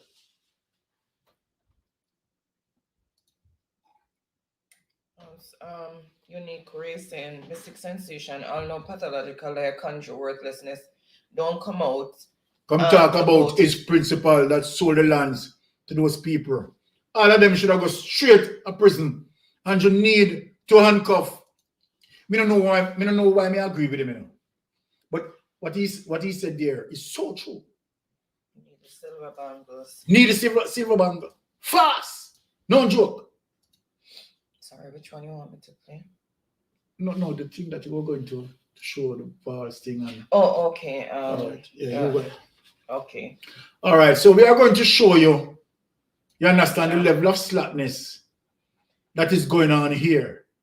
That Andrew Wallace has already set up these people, you understand, put them in certain places to protect him. All right, so we're going to start with Tufton because he's up there first. Okay. So let us start with Tufton. Go ahead, Oni. Okay, so he's a member of parliament for the St. Catherine West Central and the Minister of Health and Wellness, as you know, although he's never been a doctor in his life or worked in a hospital. He has 75% overall score for his performance. And as you can see, he's attended the House of Representative meetings, 84% overall between 2017 to 2022, the number of meetings that he's attended. But for performance in representation in the community, exactly, the Constituency Development Fund consultations, he's only had one meeting, and that was in 2018 or 2029. One meeting, and this is meetings that they do to discuss plans for development in the communities for people to get proper road infrastructure, water, you name it, anything that is beneficial for the community. These are the meetings that they're supposed to meet people and discuss. So people, here is the evidence. This have nothing to do with artificial intelligence. It's their official website. Their official website. And see here, people, only one meeting he has. No, the Constituency Development Fund consultation. You understand? For the projects in our constituency. And this man only have one meeting. People see evidence there, you know. See that in 2019, 2020, this is the COVID period, all right, no meetings required. Watch this now. 2020 to 2021, no meeting held. People see the evidence there. See the evidence there. 2021 to 2022, no meeting held. Artificial intelligence. So people, see the artificial intelligence information here? See it here? No meeting. You understand? So this man don't care about him constituency. Right? So let us move on to the next yes, because we want to show the people them. We want to show the people them. You understand? That these people who claim say they are members of parliament, right? Not doing any work. Right? Look at this man, people. Let me go through this now. Mr. Warmington, who once was investigated by the Integrity Commission, and that's why him have the big trunk beef. You understand? So I can read. He has served as a member of parliament for Southwest St. Catherine since 2002 and is currently the minister without portfolio in the Ministry of Economic Growth and Job Creation with responsibility for works. Earlier in his career, he served as a vice president of Young Jamaica 1974 to 78. Member of Parliament, Warmington served on the Constituency, Boundaries and Integrity Commission Oversight Committee of Parliament. People, this is a fundamental wrong. This is a fundamental wrong. You can't have the facts to watch the chicken coop. Can't. This man who went on public media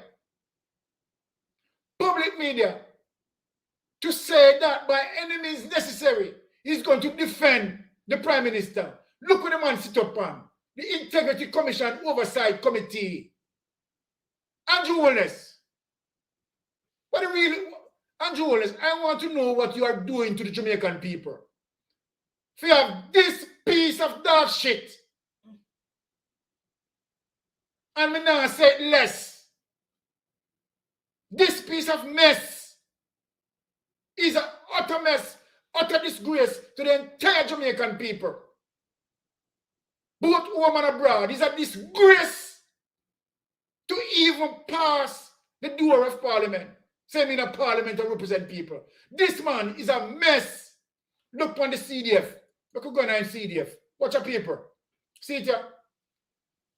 One meeting. And this man say me in a representation politics. One and only one meeting. 2018 to 2019. One meeting. My goodness, Jesus, peace. What Andrew Wallace do to the country, man? What Andrew Wallace do to this country? 2019, 2020, okay, all right, the COVID period, we understand that. 2020 to 2020, no meeting held. And this man, the Power Oversight Integrity Commission oversight. This piece of disgrace. 2021 to 2022, no meeting held. Okay, so when we're done tonight, Tufton, you tell them say artificial intelligence may I use. Tell them, this man slick me to up. He is a vomit, piece of vomit. So let us move on to the next person.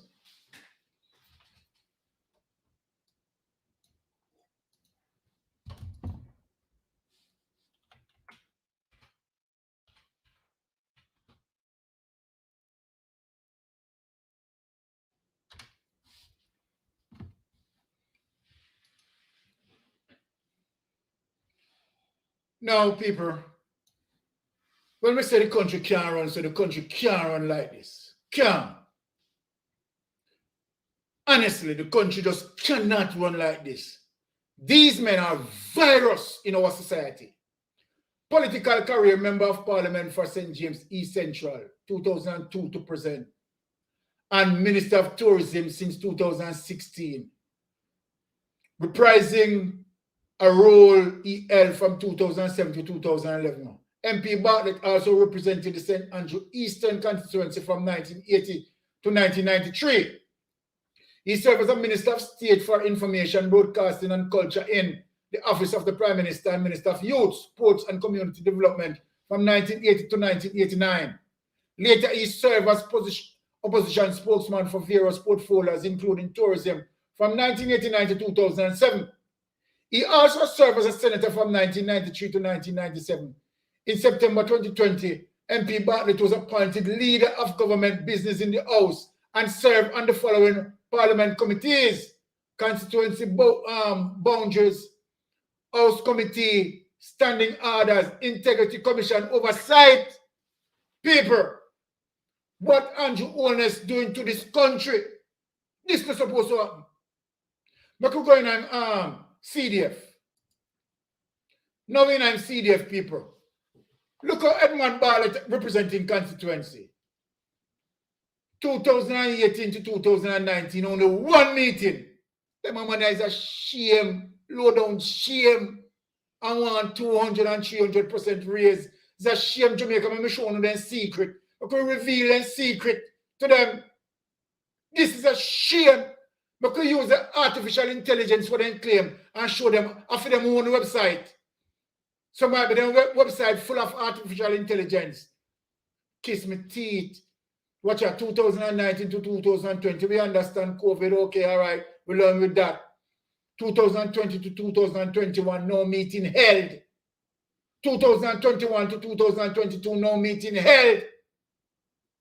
And these are the men who are representing us. They are ashamed. Trust me. Believe you me, I am so ashamed. Take it away. Take them away. Now, people, to be honest, trust me, I am wondering.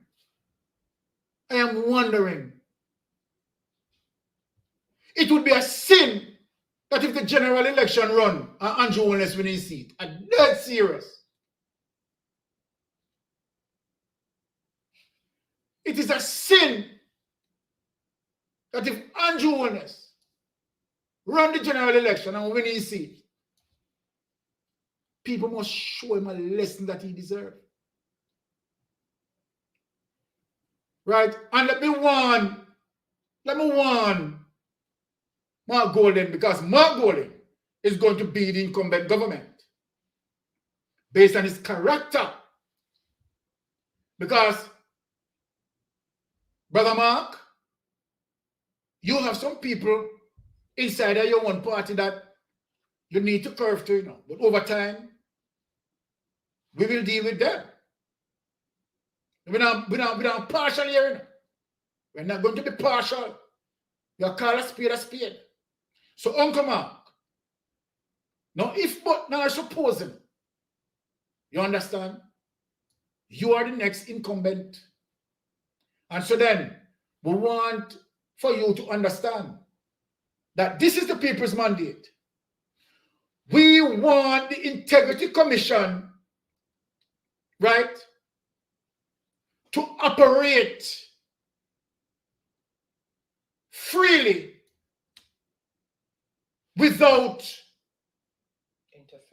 any form of interference from members of parliament. And we need So then, independent bodies as the we need an oversight independent body to be the oversight committee for the Integrity Commission. So, Mark Golden, let me tell you from now, and we are going to ensure this is the people's mandate, that we want, Let me see what Wayne Evans said. I can't understand why people in Jamaica are not calling for an early election, then sit on them taking everything, sitting down. Me, I tell you, Wayne, even though you're on vacation, we're not going to leave you alone. I hope you enjoy the cruise. I hope you enjoy the cruise, Wayne. You understand? Love you, Wayne. Now, you tell me. People, you tell me.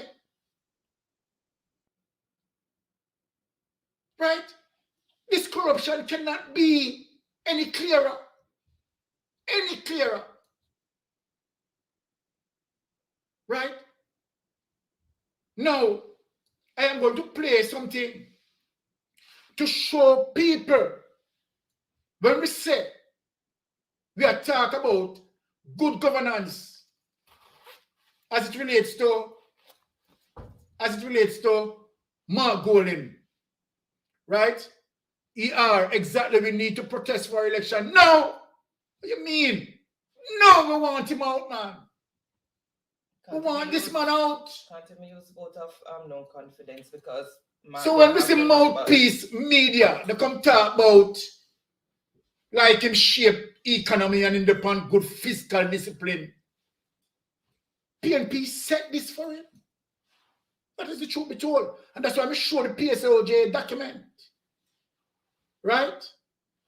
Yeah. Speak the truth. It's a bipartisan approach as it relates to reducing the debt. Right? But come want to come give Andrew Holness, you give credit.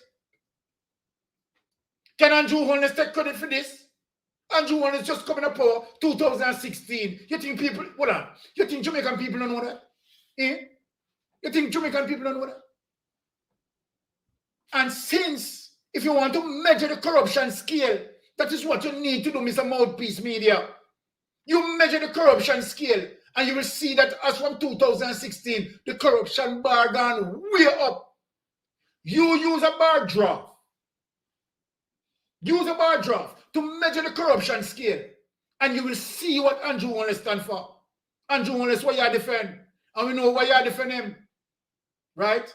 Because remember, you owe Jamaican citizen tax, and you need to pay it. You need to pay up your tax, right? So you can go on and defend. We know why you defend. You understand? If it was in a first world country, right, you don't know what serve you. So then, we need to speak the truth about the matter. So, in a more idle talk, I am going to show you what Mark Golden stands for. And one of the reasons why when Mystic Sensation defending Mark Golden is because of the principle as it relates to manly heights, democratic socialism, where every single Jamaican is a stakeholder for the economy. And that is what we are defending. That is what we are defending. Walking Purpose, Monica Miles, I am not defending him. Shut out the things was definitely Miss Monica. Bless up yourself, Sister Monica, I know so we love you. And so then, when we talk about Mark Golden running parallel with the energy of Michael Manley that deal with democratic socialism, let me give you the proof in terms of how Mark Golden planted himself in that culture. And that's why we have to defend someone with honesty and integrity. And so then without any hesitation, let me show you a clip as it relates to what Mark Golden stands for. So we have burned the issue tonight and we're speaking the truth. Our track record. Yeah. No, hold on. Fine. Do you want the clip? Our track record Yeah. has been pointing. That one? The one with he's talking about the decade of what? Eh?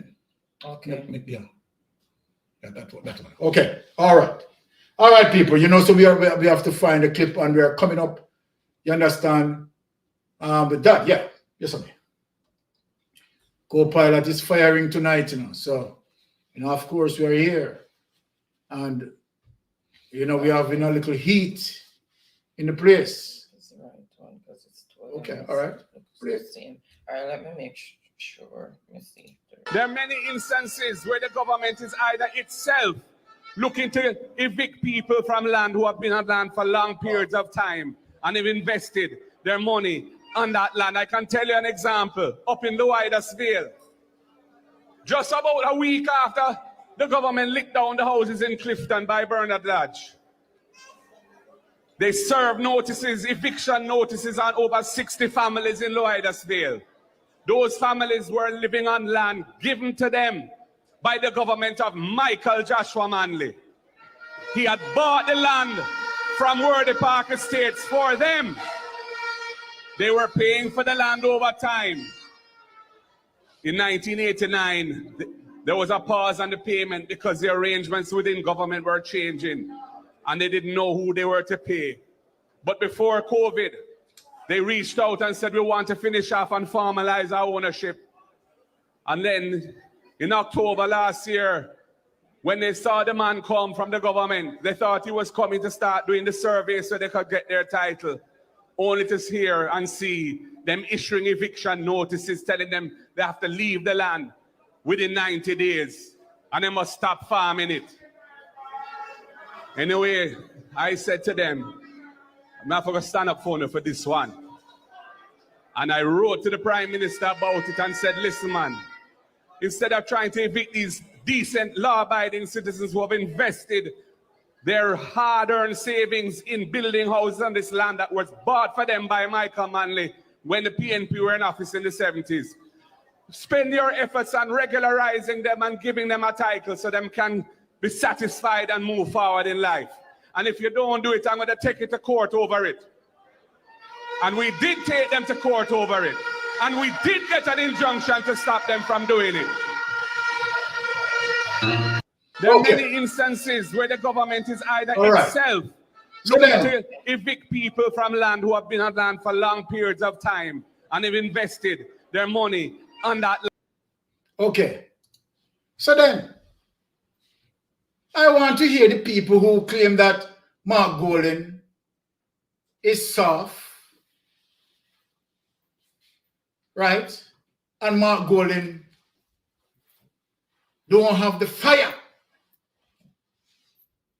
No, the man who don't have the fire is in the fire fighting. The man who doesn't have the fire, as what you people claim, is in the center of the fire fighting. Because if Jamaican people don't get it, the issue of land and water are essential to Jamaican people. And we have seen this corrupted government,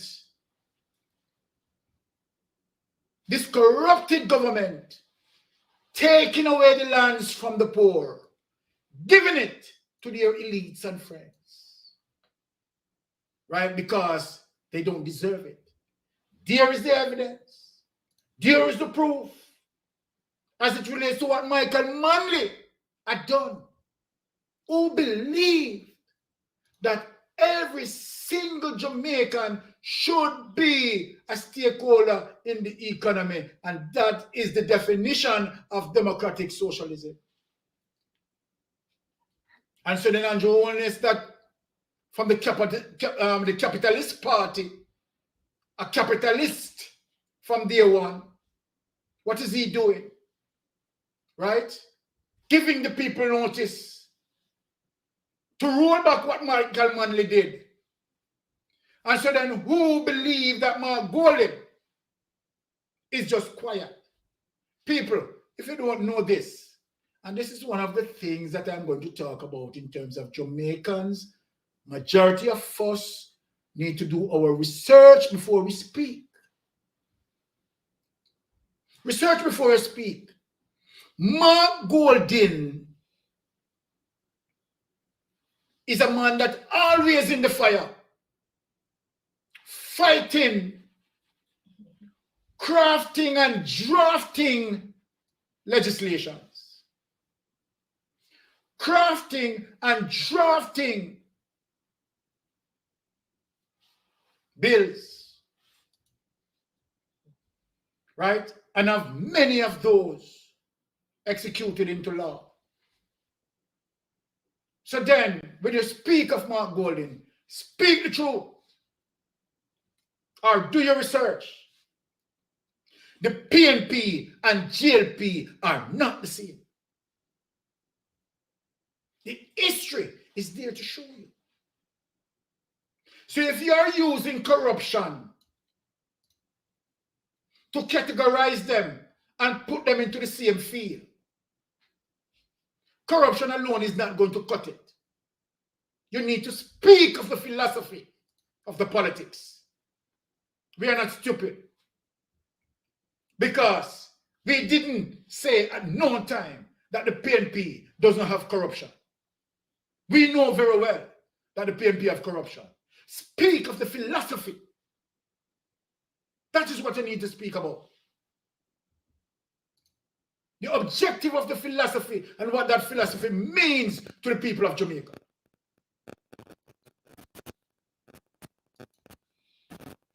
So now when we are in a space and in a time when corruption is the order of the day, and when we see that the person who we voted for is supposed to represent us, I have shown you as it relates to what they have, the Constituency Development Fund, one meeting. Taylor family says so true. One meeting. So how is that representing us? And let me warn Jamaica that 2 years away from general election, you are going to see their grease, their machineries, and they will be coming out in full tilt. Knocking on your doors. Because you can see that it has been started with their lies, their usual lies. Where Tufton is talking about artificial intelligence. Tell him to identify one. Jamaican people, ask Tufton to identify one or give you an example of one. The people know that we in social media, right, always present the facts. You go anytime on a reggae dub scene, reggae dub scene is going to present the facts, and that's no lie. That platform has done some very hard and effective work. Wayne Lonesome had done that. Been there. He had done that. We have seen Jamaican Carlos had done that. The Andre Stevens, right? All those channels who find the time in preparing and give reference to mainstream media. Then how you are talking about artificial intelligence? What are you trying to tell the people? Not only that you are trying to tell the people that, but you are belittling the people's intelligence. And so then we Jamaican people consider that to be disrespectful. Because all we are asking you, name one. Give us an example. Name one. So Mr. Tufton, with due respect, we are asking you to take back that lie and put it to the pit of hell where it is from. We are defending a Jamaica as it relates to nation building. We are defending a Jamaica as it relates to honesty and integrity. We want to see Mark Golden lead that campaign. And Mark Golden is doing that. We want a prime minister that is going to fight for us. We want a prime minister who is going to respect the people. We want a prime minister that is going to tell the Integrity Commission to do your work accordingly to your policies. Right? We don't want a government that is going to muzzle the Integrity Commission and put his wife at the Integrity Commission oversight. What is that? Do we see that happen in America? Do we see that happen in England? Do we see that happen in Germany? Let us come down to the Caribbean. Do we see that happening in Panama? Do we see that happening in Antigua? Do we see that happening in Barbados? Does this happen in Cayman? Does this happen in Trinidad and Tobago? Does this happen in Bermuda? Prime Minister, you're too corrupt. The truth of the matter, you're too corrupt. You are the most corrupt Prime Minister in the Caribbean. No other Caribbean leader has done that. You name me one Caribbean leader who is a Prime Minister and have his wife or have her husband and the Integrity Commission oversight. Name one. Name one. This is to show you how corrupt you are. Right? While you have situation mingle and mix up in SSL, your wife building 800 apartment when Bolt had put his money in SSL 2012 and nobody don't want to talk. Mainstream media just locked down. Don't want to speak. Of interest. Don't want to speak. Your wife again sit upon the Integrity Commission oversight and mix up in land deal. Eh? What sort of things is it's messy? But I want to leave it here tonight and tell you something, Mr. Prime Minister, and your corrupted government. It's just a matter of time. Member said, Mystic Sensation is warning you.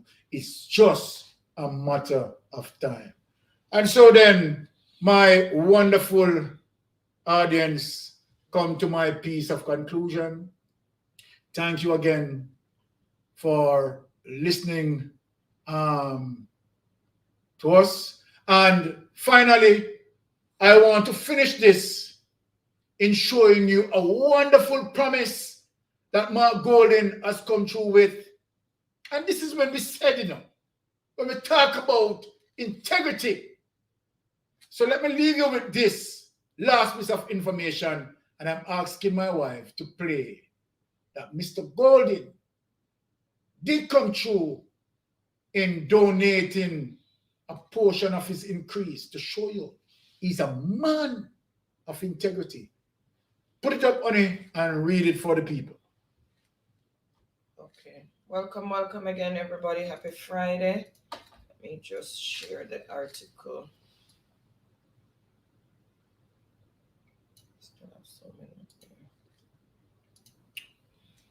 Okay, and this is from the Jamaica Gleaner, and it is dated June 16, 2023. And it says, Golden donates salary increase retro to charities.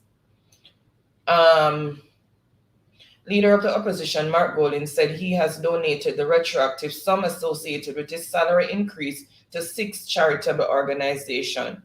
The beneficiaries are Missionaries of the Poor, Mustard Seed Communities, Food for the Poor, Joytown Community Development Foundation, OT Fairclough Trust Fund, and the Jamaica Paralympic Association.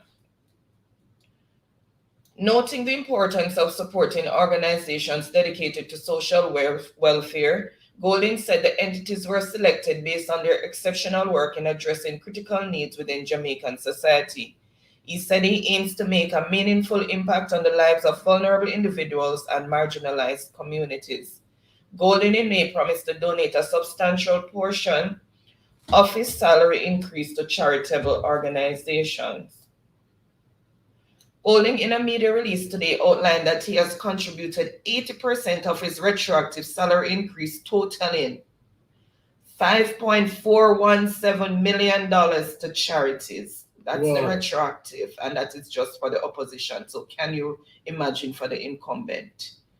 I saw, and that's just a portion of it. I saw the retroactive increase in my account last week, Friday. We have yet to receive the increased monthly salary. I assume if it is not rolled back, we will see that at the end of this month. However, I did not want to wait for that. I wanted to ensure I fulfill my promise to people of Jamaica. The opposition leader reiterated his call for the increase granted to parliamentarians to be rolled back. He has also called for an independent body to thoroughly evaluate and reset these remuneration packages, which he views as unreasonably excessive. Such a review will ensure fairness, transparency, and accountability in the compensation of elected officials. Take it away, only let me talk to the people now. So my Jamaican people, whenever you hear that Mark Golding is puny and Mark Golding don't have the fire, let them know that Mark Golding made promise and delivered. And let them know that all the promises that Andrew Holness had made, he has not yet delivered. And so then, when we are talking about integrity, when we are talking about someone who committed to elevate the poor, someone who committed to drive for nation building, I will say to Mark Golding, it's a pleasure to have you fighting for our political objectives. Now, Mark Golding is not a carbon copy. We have the saying said, like father, like son. And let me leave here tonight saying that if you have doubt about Mark Golding, research his father's contribution to Jamaica. Research Mark Golding's father's contribution to Jamaica. And you will see that Mark Golding came from a solid structure of literal kindness. Now, I don't know if you want to search Andrew Holness' father and make a comparison like that. So then I will, my piece of program, Natural Tommy said, need a new set of leaders in Jamaica. Well, Tommy, we found one. She's Mark Golding. And the evidence goes to show that he is. And so then, the first train will pass my foot, going at my destination. I am taking that train. And since I'm not sure about the next train that is going to go into my direction, me to take the Mark Golding train. So anybody else who want to wait for another train, they're free to do so. But when me look at Mark Golding train, and me hear two round the corner, the first thing me see on the train, me see honesty and integrity, and me decide to have my train that, me jumping on. So whosoever else want to wait on another train, a feed them business. So I am also imploring that people in the diaspora do what it takes to go down and make sure you go through the registration process to vote. Because we are going to deliver this to Mark Goldie. Whether some people like it, yes or no. We are going to make sure we galvanize ourselves in the diaspora. Right? And we're coming down to make sure that our finger grease what we need to move forward in Jamaica and get rid of all corruptors. Boy, I'm not telling no lie. One of them who want to get rid of, you know, is Wilmington. Boy, my stomach can't take it. You must get kicked out of the class. You must stay out of the door, not and the window closing. My stomach just can't bear him none at all. Edward Wilmington is like a vomit. So then, that is where my piece ended. And I will be handing over, as it relates to Jeopardy, to my wife. All right, let us go into the chat and see what persons are saying, because I don't want anyone to feel left out. Wayne Evans, will Jamaica get back all the stuff, them thief between the Prime Minister, his wife, and the rest of this government, Colonel Charles, and all the thieving lands deals? Well, that's why we want to start as it relates to making Mark Goldie be the incumbent government for the next general election, and the mandate that we'll be giving him, you understand, to fix all of that. All right, so I hope I answered you, my buddy, my brethren Wayne. I know you're on your vacation. All right. So Unique, I can read a portion of it, but the rest of it is very strong words. Okay, read it. Country worthlessness don't fulfill not even half of one of his promises. Him done doing the opposite, and we'll leave it. No, no, leave it. Bring it up, man. Bring it up. Bring it up. Bring it up on it. Bring it up. He's saying that he raped Jamaica. You understand me? I say, I mean, that's metaphorically speaking. I know. Now, country worthless don't fulfill not even half of one of his promises. Him done doing the opposite by raping Jamaica, not even draws left on Jamaica side for Jamaicans. Well, okay. Okay, and Beverly was saying, the raise is really too excessive for real. It should be rolled back. Definitely, Beverly, I agreed with you. Beverly, that can't roll back. It's too heavy. It have to drag back. It's a heavy well, load. My wife saying if you roll back, you must drag back. You have to drag it too heavy for roll. If we get several people for drag it back.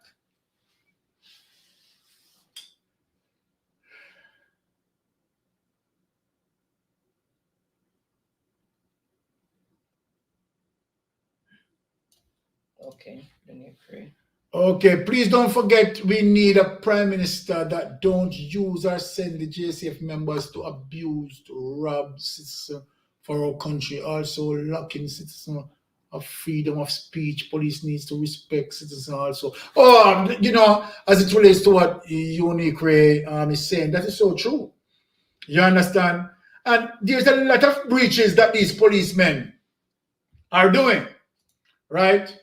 Searching people without the right in doing so, right? And certain actions that these policemen are doing, they need to be have an understanding of the law, where the law is concerned and the people's rights, you understand, need to be protected. So of course I see with that. All right. That's it. Unique. A Mystic Sensation, check this out. Andrew Owen is just born. Came, saw people living on their lands, or it become his. Hey, is that him running people off? But government lands, God lands, nobody own lands. Well, technically speaking, you are right, sir. I would have to agree with that. Because, I mean, it is God's side. Right? Okay, let me just go down.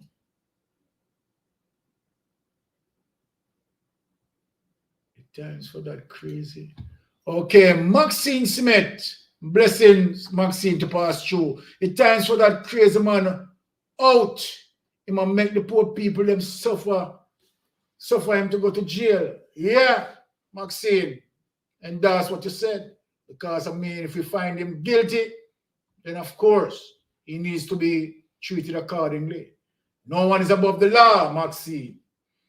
And so then, that's why we are not going to stop from the SSL issue. We want to have a clear understanding of what transpired there, right? And we need the truth to be told. We are not going to stop from talk about the SSL issue.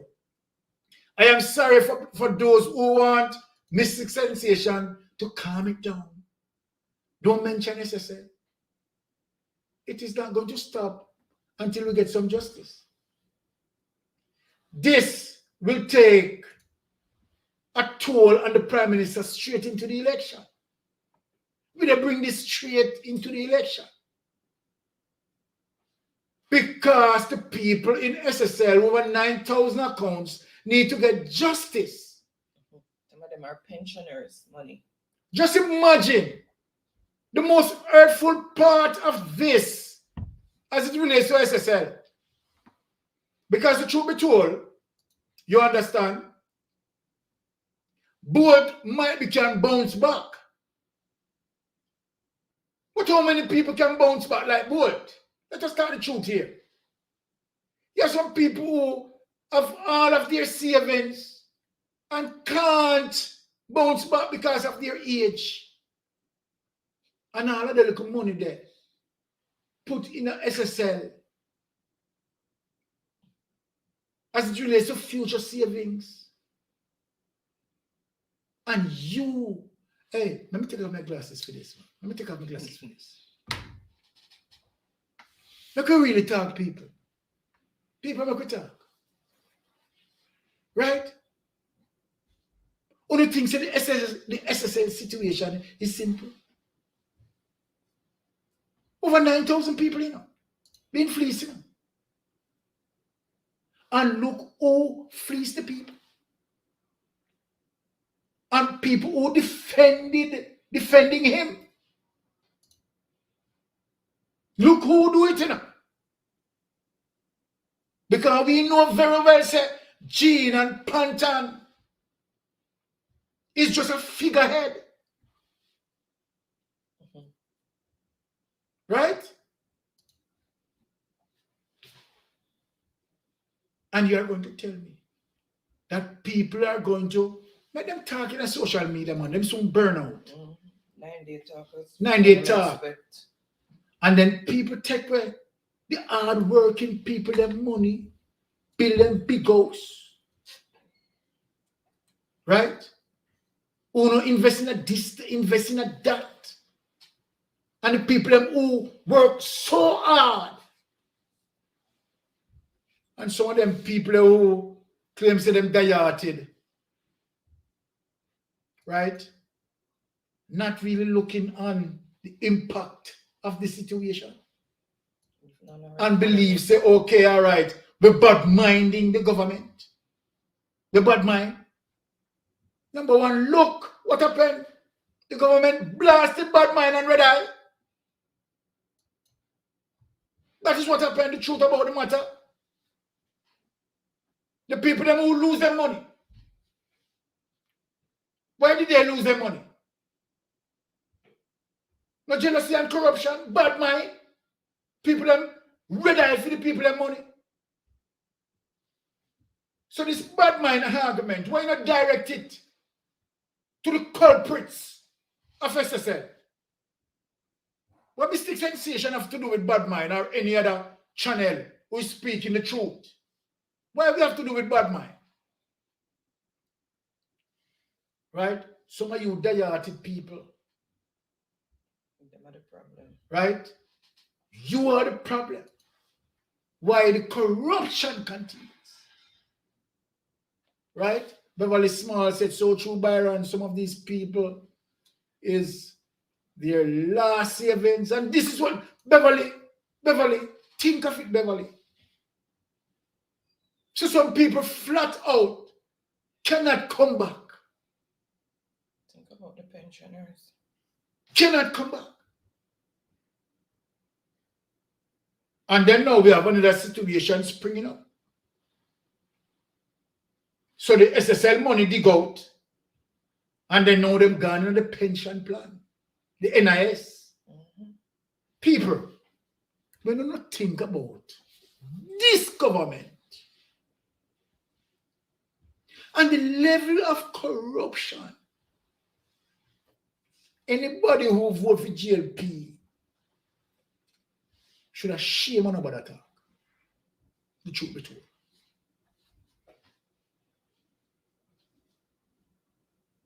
The word GLP should just flank from people's brain. Honestly. They are so toxic to the society. It's a virus. And I don't care as it relates to those dirty people. But the Jamaican Labour Party is a virus in our society. And that's why I am saying People's National Party for incumbent. And at least put in the UIC for opposition, because we need to eliminate that. Eliminate that from our society, man. That needs to be eliminated. That's a curse on our nation. So anybody who want to like what I am saying can free to voice. At least you have a right to his or her opinion. But this is my opinion, and I have a right to that. I feel that Jamaican Labour Party is toxic to our common society. Right? Toxic, so toxic. Trust me, people. Right? We need to get them out like yesterday.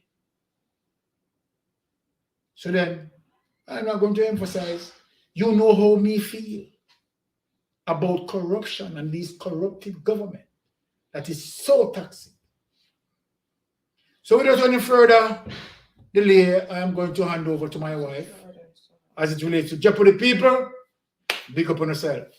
All right, honey. Okay. All right. So thank you guys for still being here. Thank you for your contribution towards the topic. Happy Friday again, and we really appreciate you guys spending a portion of your Friday evening with us. We never take it for granted. So remember, guys, remember to thumbs up the live if you haven't yet done so. Share us out if you can, and if you're new, can just show some support by subscribing. It will be greatly appreciated. So we are now going to go into Jeopardy. Oh, Grace is saying corruption. And please, people, I mean, don't fear to touch the subscription bell, you know, because I want to reach at a level where I'm also wanting to call in some of the members of parliament and have them interviewed.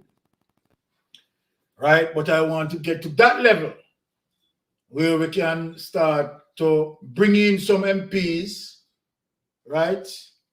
And have, I mean, detailed interview, right? Because I am so specialized as it relates to interviewing persons. That is one of my skills level to get into. That is one of my training, part of my training as well. Interrogation and interview techniques. Right? Interview and interrogation techniques. So we want to get to that level where we bring MPs on the platform and have them interviewed, right? Get into the intricacies, bringing out some of what the people want to hear, the objectives of the particular MP. How are they going to be able to fix things for us, right? Get into their mindset and deliver a better understanding to people as it relates to their input in our political process. So don't scare people. Hit up the subscribe button because we want to get there. and where we take the interview to a different level as it relates to my expertise. All right. Thank you again, once again, for listening to me. All right. Okay, guys, again, thank you. Those who have recently joined, happy Friday. Thank you so much.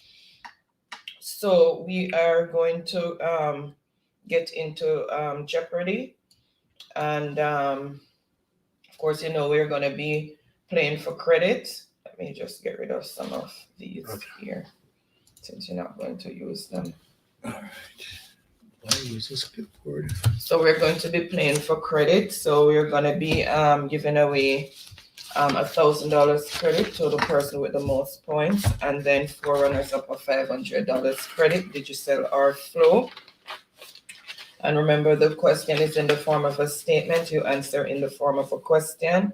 If it's the name of a place or thing, it is what is or where is, and then the answer. And if it's the name of a person, then it's who is, and then the answer.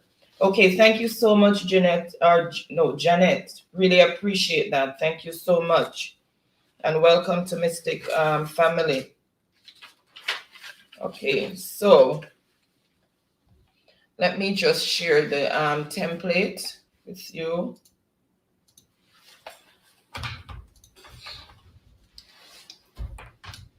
Oh, I didn't put that one. Okay, so this is what the template looks like for, oops, sorry, I need to start it. So this is what the template looks like for tonight. Let me just take the logo off. All right, so we're doing Jamaican theater, Jamaican music, Jamaican saying, and riddles. All right, so yeah, I just thanked her for subscribing. So to start, someone is just going to throw out a category, and for how many points. The first one that I see is the one we're going to start with. And then the person who answers the question correctly will choose the next category, and for how many points, and so on and so forth. All right, I see Truck Life is saying Jamaican for 100. So let's see. Wow, you mix up people. Let's see. Okay, yeah, Jamaican for 100. Let's see what's under there. So a village. So I'm gonna give you a clue, and then you're gonna tell me what the answer is. So a village located by the sea, known now as a pirate place by you and me, once a great city that experienced the shake, important part of our history, especially after the quake. So a village located by the sea, known now as a pirate place by you and me, once a great city that experienced the shake, important part of our history, especially after the quake. Barely know that carry.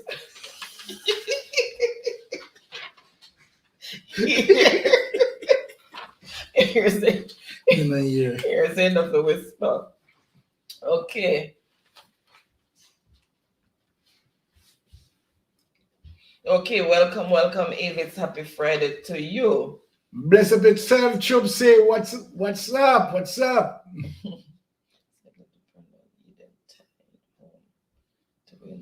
Okay. Yes, agree with you there, Avis. Yeah. Long time the corruption's going on, and it's enriching themselves and leaving the poor behind. All right, so let's see. Oh, thank you so much, Beverly. She's saying awesome presentation.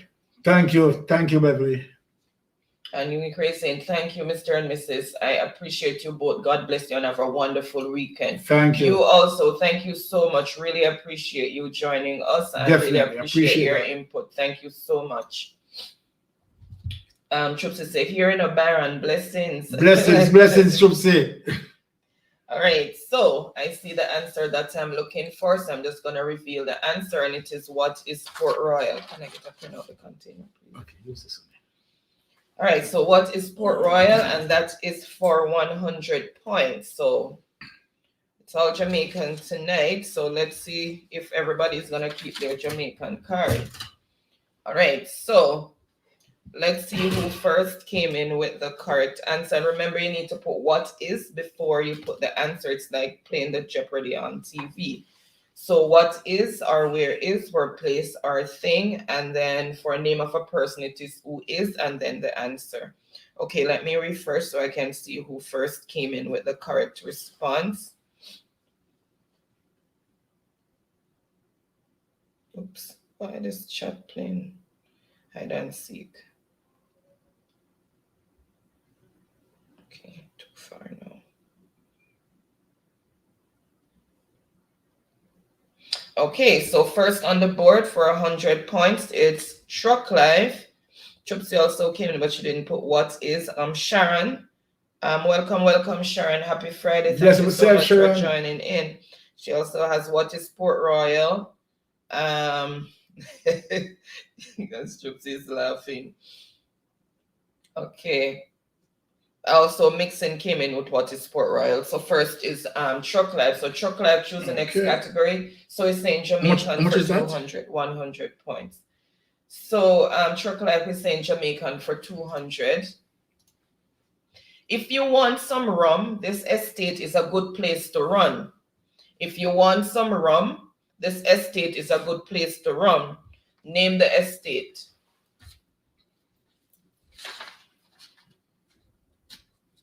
So if you want some rum, this is a good place to run.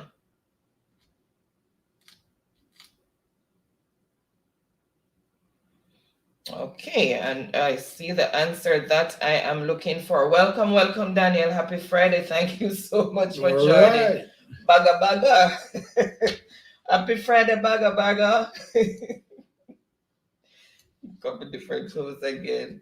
All right, so I see the answer, and it is what is Appleton Estate. It says estate in the clue already, so if you just put Appleton, that will be fine. So what is Appleton? And that is for 200 points. So let's see who first came in with the correct response.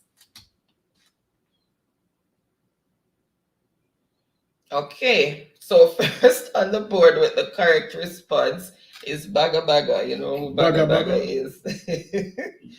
Empress? No, Ricardo. Oh, okay, Ricardo.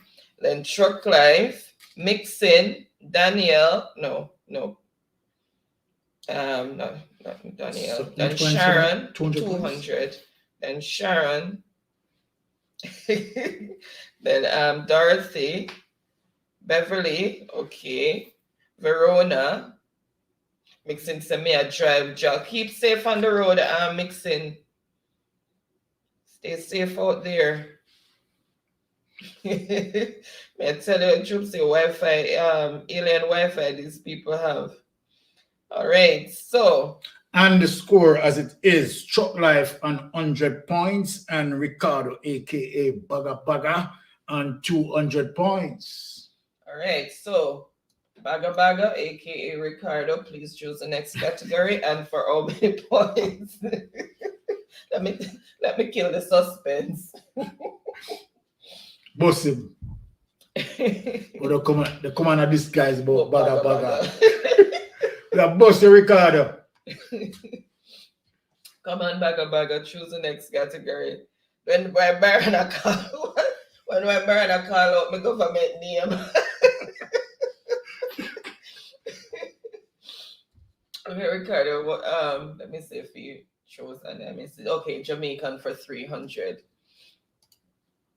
When we think about Jamaican landmarks, this place comes to mind. Once home to Augustus, now a place for Sunday family time.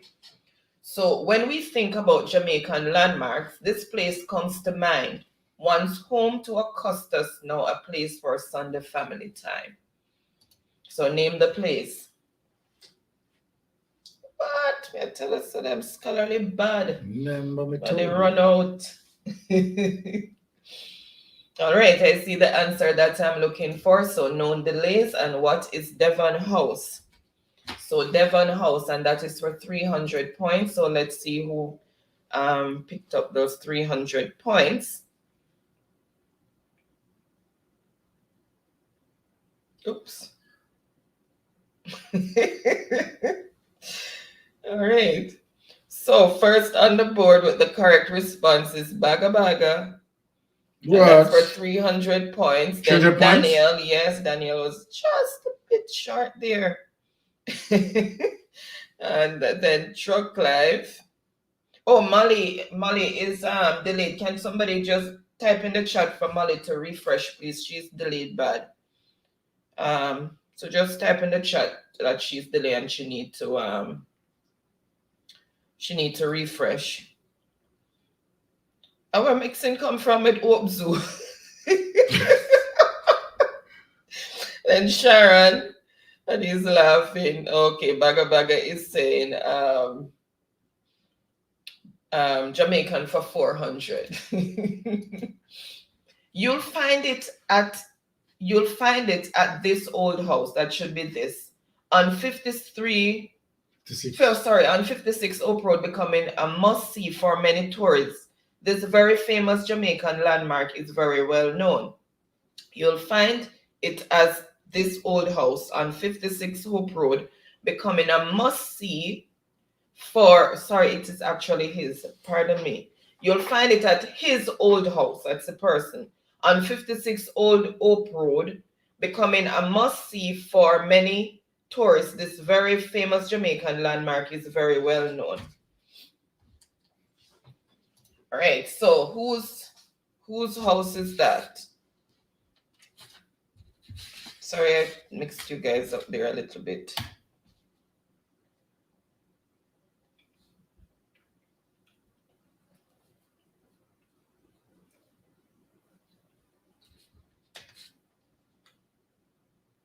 All right, and I see the answer that I am looking for.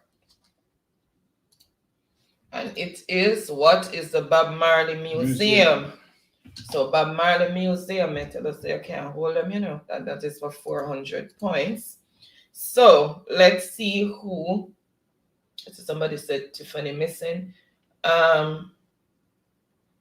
Okay, you must be attending to the baby. All right, so let's see who first came in with the correct response. So Jamaican for 400. All right, so first on the board with the correct response is Baga Baga, which is Bob Marley Museum, 400. Then Truck Life, then Dorothy. Oh, Molly's still logging. Sharon, Mixin, Daniel.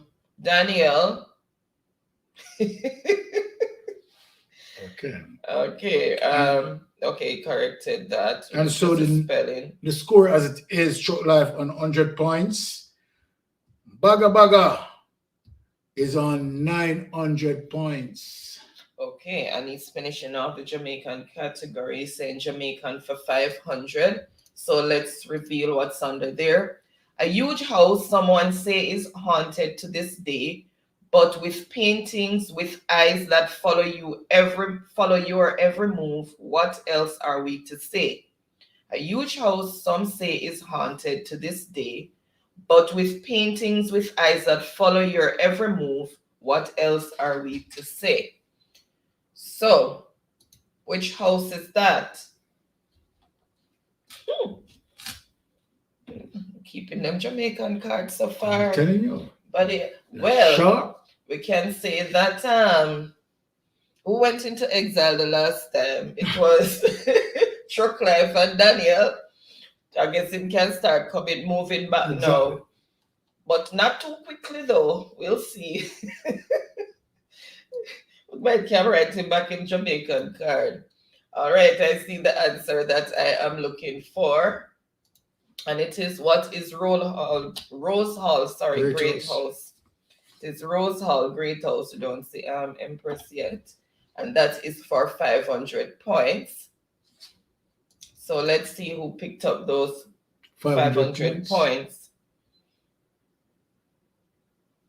All right, let me just refresh just to make sure you got the correct order.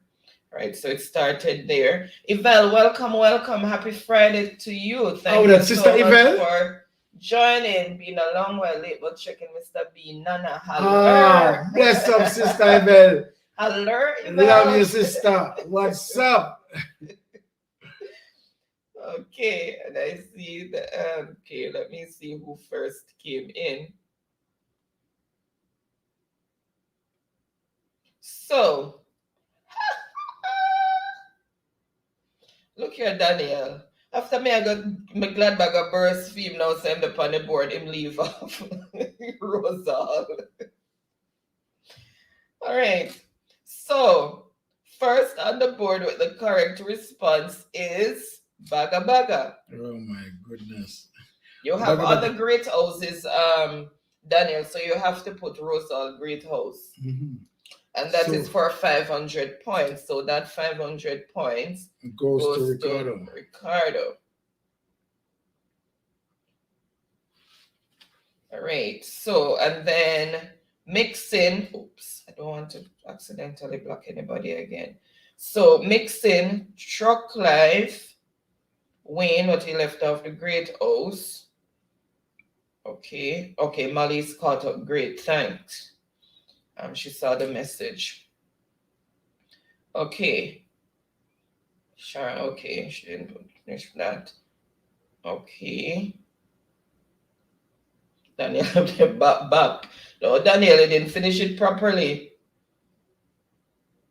Yes, but you have to put Rose Hall because you have several great houses in Jamaica. It's not only Rose Hall you have as a great house. So you have to put which one you're talking about. Welcome, welcome, Yoga. Happy Saturday to you. I guess you're in Bless Saturday yourself, now. Yoga. Welcome, welcome, welcome. Thank you so much for joining, Yoga. Tammy. Yes. Okay. Yeah. All right. So Baga Baga, choose the next category and for how many points?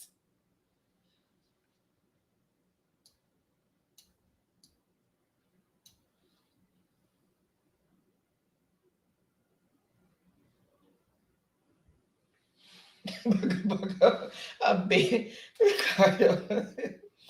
Charlie, welcome, welcome, welcome. Happy Friday. Charlie, to what's you. up? What Charlie Bless has up said? yourself, Charlie.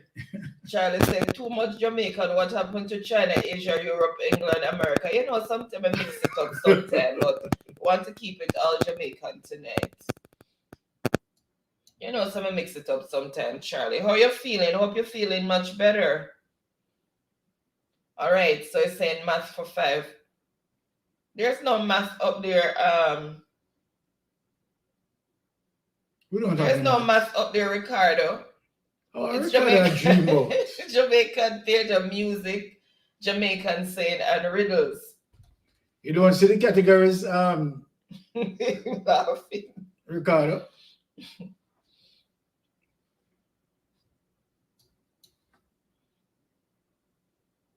It's a baga sleeping. All right, so choose the next category, Ricardo. Okay, Saints for 100. I guess he wants to test it out first. All right, so you're gonna finish this Jamaican saying. You can't catch kwaku. Finish that. If you can't catch kwaku, or if you can't catch Harry, finish that famous Jamaican saying. Kwaku name, Harry. You can't catch kwaku or Harry.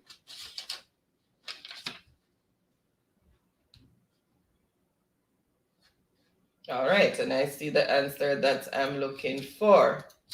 And it is, what is you catch him short or you catch him shirt. So you can't catch kwaku, you catch him shirt. And that is for 100 points. So let's see who first.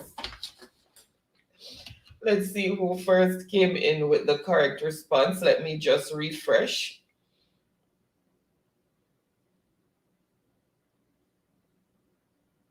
Oops.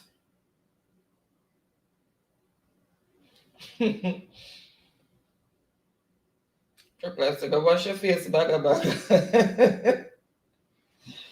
All right. And first with the correct response is baga baga. What is your catch him shot? The man fired tonight. Baga baga? Yes. Okay, how much points? 100. Oh, Make wait, sure wait. in spaceship very close to where I miss to get Wi-Fi. Oh, baga Daily baga. Wi-Fi. Oh, baga baga. Be here tonight. What am I see, Empress?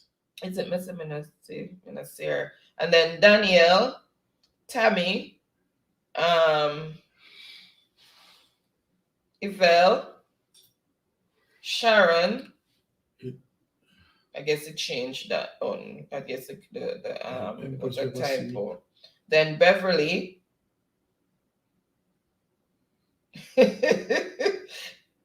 Okay.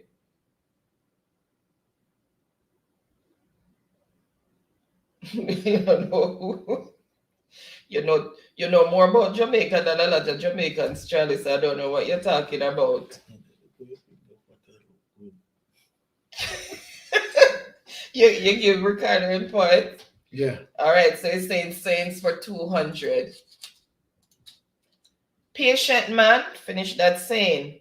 Patient man. Ricardo said Tommy's a Jamaican saying not American. Him criticizing Tommy's because Tommy said catch him shirt. Patient man. So complete that.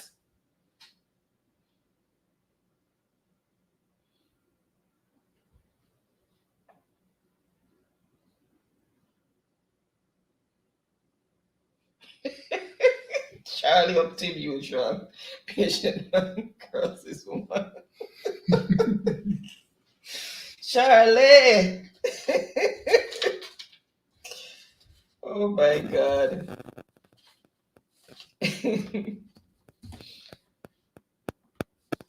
All right, Ricardo coming original clothes now. Into coffee take off him other outfit. All right, so I see the answer that I am looking for. Patient man, what is right? Donkey, not horse. Patient man, right? Donkey. Not horse. It's 200. So let's see who first came in with the correct response. Let me just refresh. All right.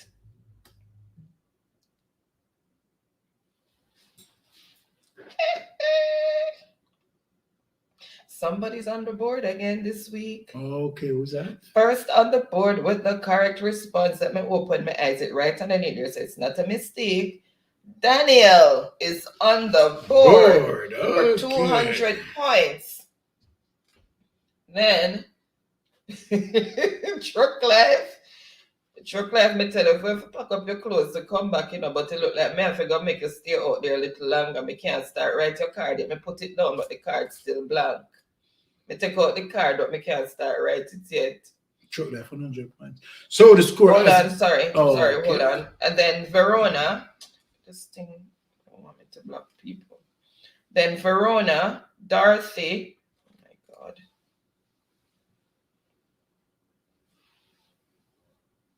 So Dorothy,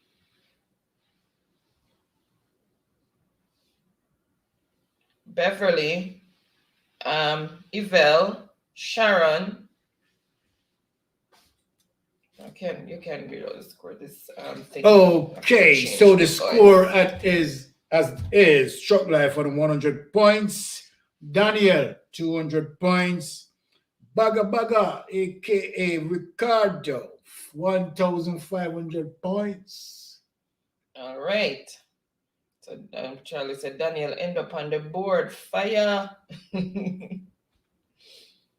All right. So Daniel is saying Saints for 300. So let's see. Spitting at the sky. Spitting at the sky. Complete that. Spitting at the sky. Let us see all the rhymes.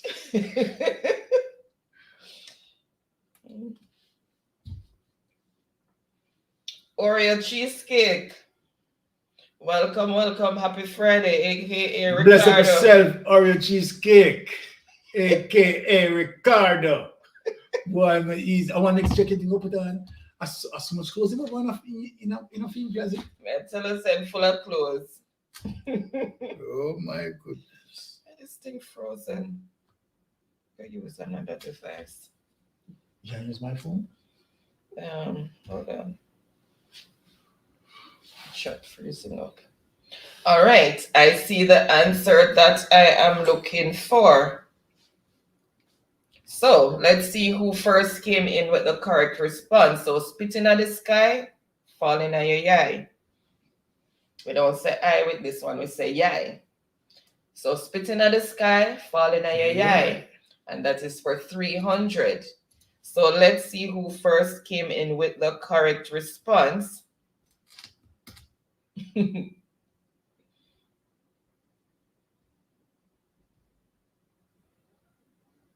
All right.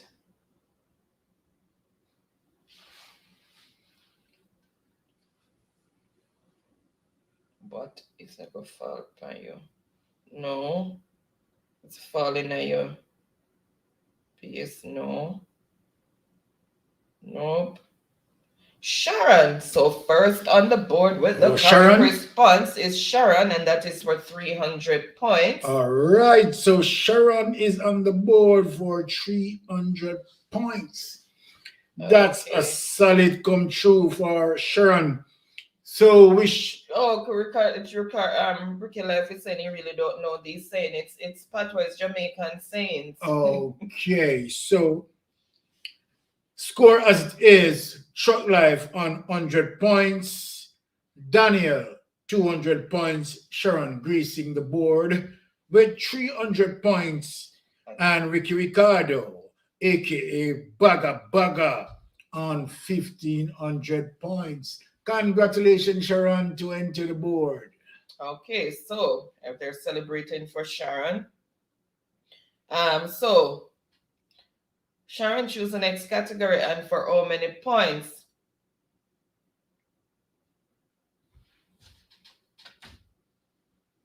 Ricardo said on them either. That's why I was choosing. All right, I thought all of you is Jamaican. All right, so choose the next category and for how many points, Sharon?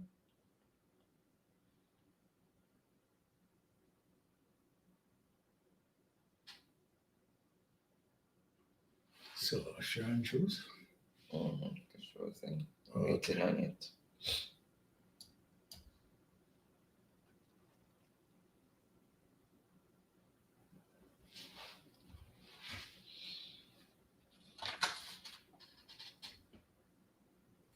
Oops. Did she choose it? Let me just refresh and see. Case it down.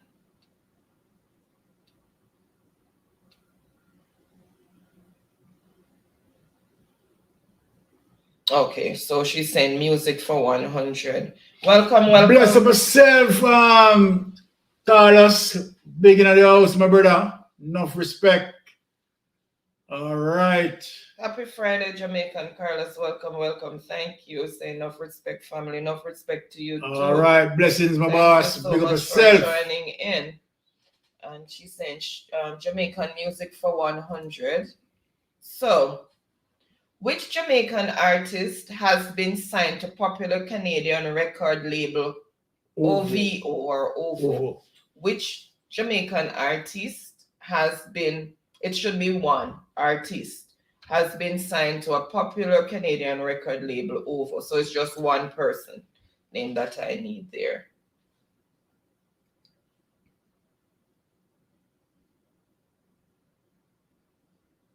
And remember, people in that chat, you understand, remember, if you take a walk, go over Jamaica Carlos, you understand, taking his content, powerful as mine, you understand, remember to support the brothers who are putting out the work. Of course, Jamaica Carlos is one of such persons, so remember to skip over and endorse Jamaica Carlos All right. Blessings.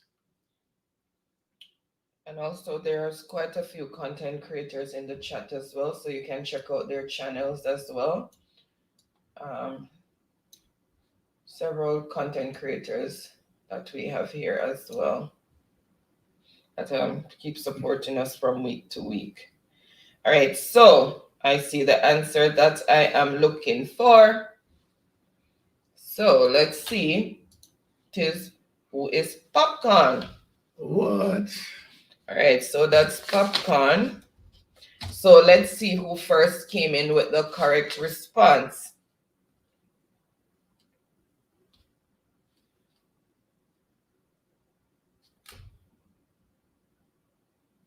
All right, let's see.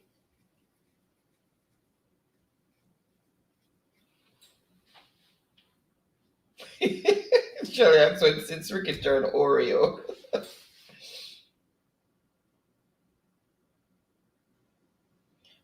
Oh no, she put what is. Sorry, Tammy, you put what is. So who is Popcorn? So that is Ricardo, and that is for 100 points. Ricardo. Ricardo. Then Sharon. And that's so. I corrected it. No, let me see. Oh yeah, you corrected it after. Okay, so the score as it is: Chuck Life on 100 points, Daniel 200 points, Sharon on 300 points, Ricky Ricardo, aka Bugga Bugga, 1600 points. Yeah, so she came in, she put it who is, but it's after who got it? Who else they got it? Ricardo? Yeah. Okay. So Ricardo need to choose. She's fierce. So choose Ricardo, and for how many points?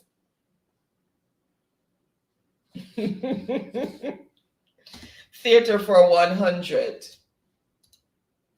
Name Jamaica's first ever broadcasting commission or corporation. Name Jamaica's first ever broadcasting commission or corporation. So, run out everybody.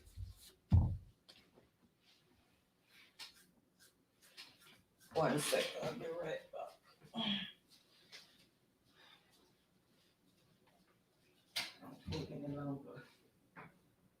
Okay, brother Carl.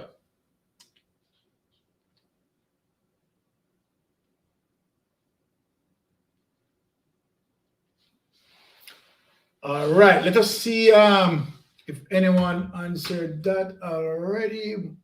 Name Jamaica's first ever broadcasting commission. Okay, so yeah, the answer is in. And let me see. All right. These people are so British. Yeah, man. All right, now the answer is there. So you need to come and engage as usual.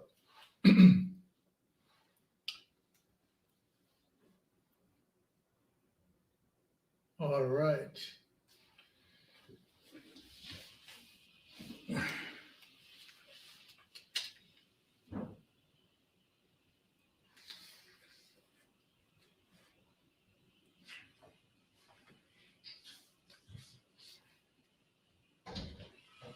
All right, Ricardo. Yeah, man. I've been silent. We know their moms think this, you know, so I'm not saying nothing. You know, so the Jeopardy thing, a wifey thing, so I am not saying anything, my boss. All right. Ricardo say, Byron, shh, you don't want to hear nothing. Watching some Byron trying to do his own job. Exactly, Chuck Life. You know, so I might think that in a Chuck Life, so me did a buffalo and a buffalo before she come. All right, so I see the answer that I'm looking for. And what is Jamaica Broadcasting Corporation, or JBC for short?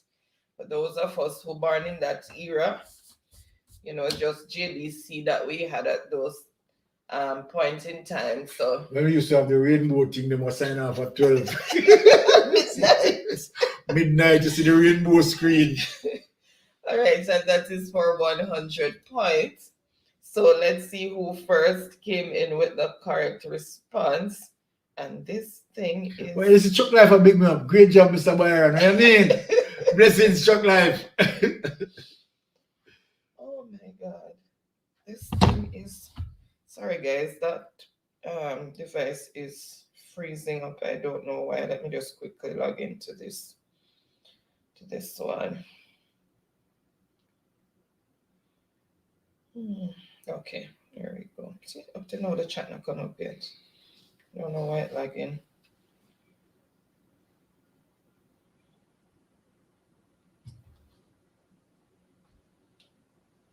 Still lagging? Seriously. This one not opening up either. One sec, guys. Technology is acting up.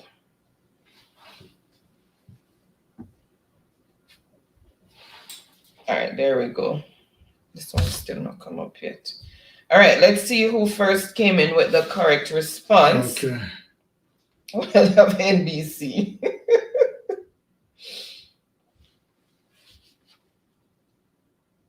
All right, so Ricardo, first on the board with the correct response is Ricardo, and that is for 100 points. 100 points. Then Truck Life, Daniel, Sharon, okay, Daniel again.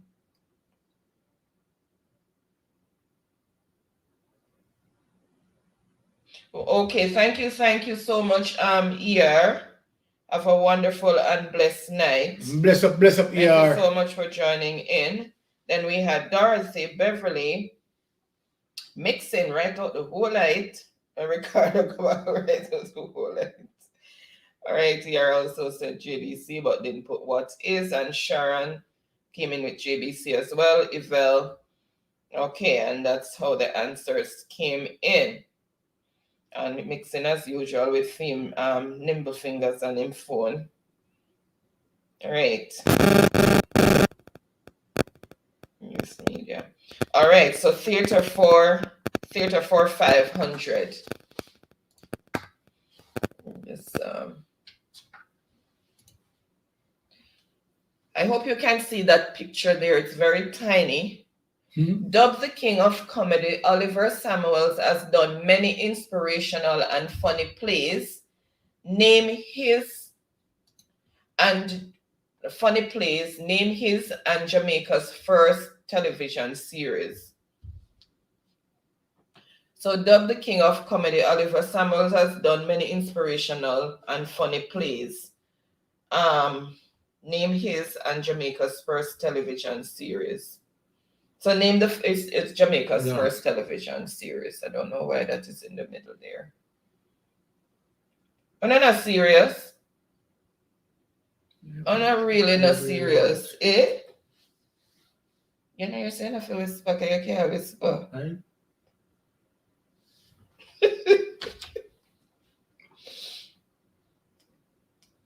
Still frozen.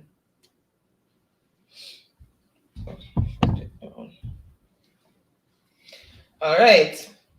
I see the answer that I am looking for. Let me just make sure. All right. So hold on there. Some people said Oliver at large, and some people said Oliver you're large.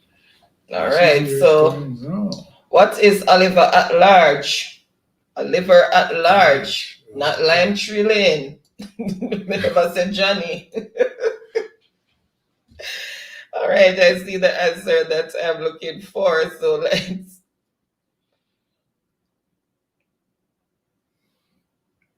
What is class of 73?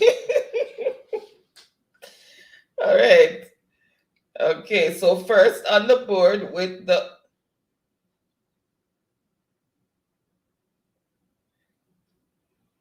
All right. Let's say mixing only Oliver large. Supposed to be Oliver at large. Okay, he corrected himself. Oh, thank you, Jesus. All right, so Mixin Mixin. is on the board with 500 points. What Mixin? So yes, they put me in a spot, you know, with just the ads. What Mixin? Then Mixin upon the Dorothy, board. but she put who is, but all right. So it's All the right. name of the series, so it should be what is. All Not right. that large. And then okay, Tiffany. Okay, so that's how the answers came in. You see it, Mixin. All right. So this score as it is, Chuck Life on 100 points, Daniel 200 points, Sharon and 300 points, Mixin greasing the board, 500 points, Ricardo, aka Bugga Bugga, aka Oreo Cheesecake, okay, Mr. Nuff Clothes. All right, 1,700 points. Where am I going, sir? I don't know. Okay, Mixin, choose the next category and for how many points? God, I run the board hot. AKA Mr. Nuff Clothes. I said theater for 200. Okay. This artist sung the hit single Wonderful World, Beautiful People. Wonderful world.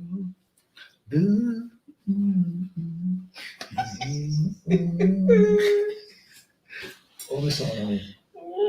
If you don't support me, I will support you. So now I can mash glass. You're singing painful to the ears. Oh my god. Not even bathroom singing. That's a basement singing. Well, so me want know if electric in a finger no finger them. No care how much try me can. Not tell Yvel. Trust me.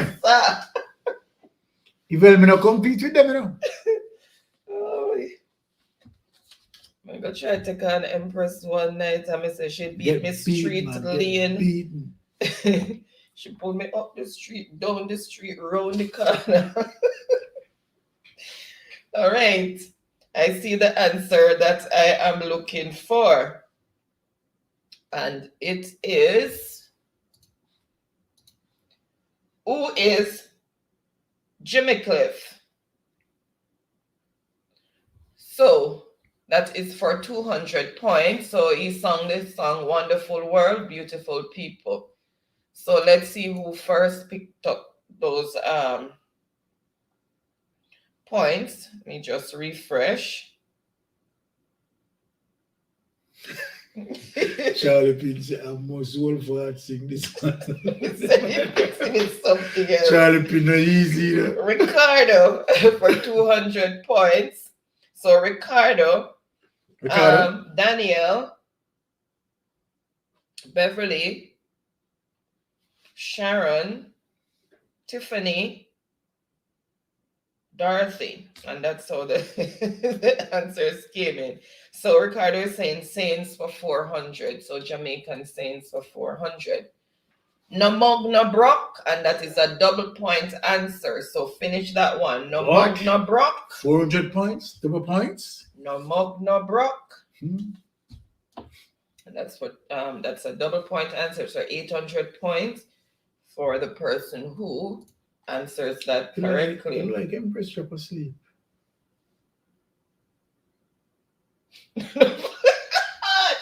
What is no foot, no mash?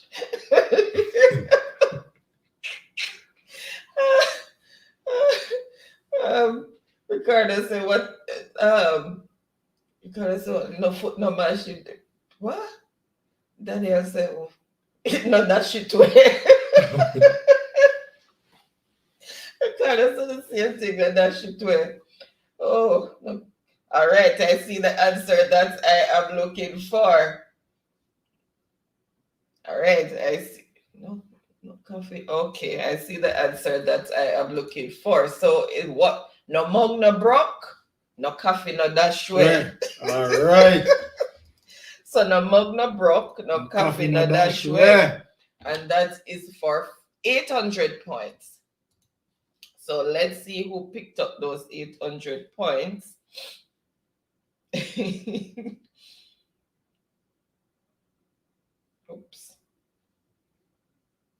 That is 800 points is serious.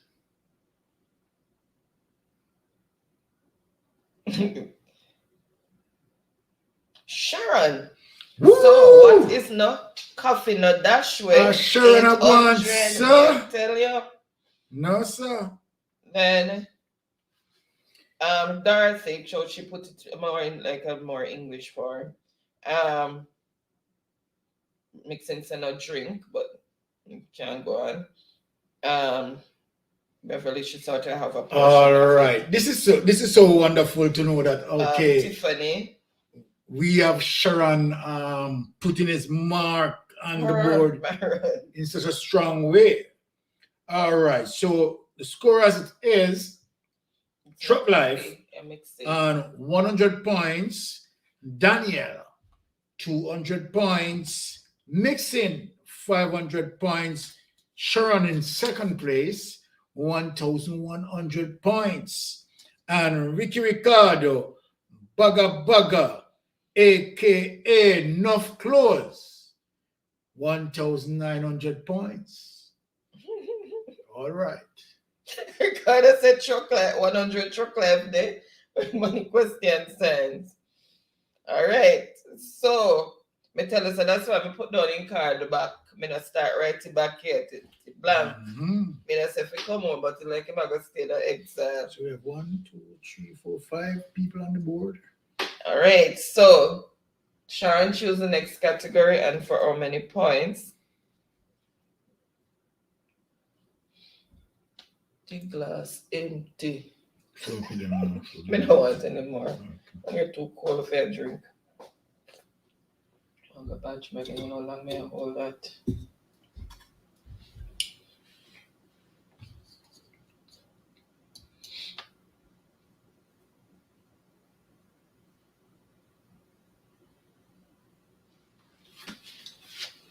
So like this for your truck life.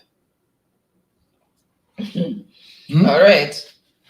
What is the last one in the fourth column? Okay, so Jamaican saying she wants 1, 2, 3, 4. Okay. If you can't get turkey, if you can't get turkey, finish that. If you can't get turkey, I mean, I don't know nobody put on chicken back in there. I know whatever. What is get chicken? Chuck Life. You like Chuck Life. You like Chuck Life for the anticipate me, you know what I'm saying? I say, I don't want nobody put chicken back in there. Mixing leave off the back, I'll put the phone, the chicken. Oh, God. Chuck Life, your body, man. What is it get chicken? Or Charlie say you get 4 foot. What is eat for? Oh my God. They're not easy. All right. All right, so I am going to go with what I am seeing there. I'm struggling to get the thing right. The phone messing up and doing a lot of correction. Chocolate says chicken, but not chicken. All right, I see the answer that I'm looking for. So if you can't get turkey, you have to settle with drunk crow. If you can't get turkey, you have to settle with drunk crow. So that is 500 points. So let's see who first came in with the correct response. Oh my goodness. Man, you call it. I know so they go say it, you know. You think we don't know how my Jamaican people them stay? Trust me. What is chicken? Okay. It's again chicken. As we say, so Truck Life call it out. All right, so Oreo, that's 500 points to Oreo. What is satisfied with drunk? 500 points?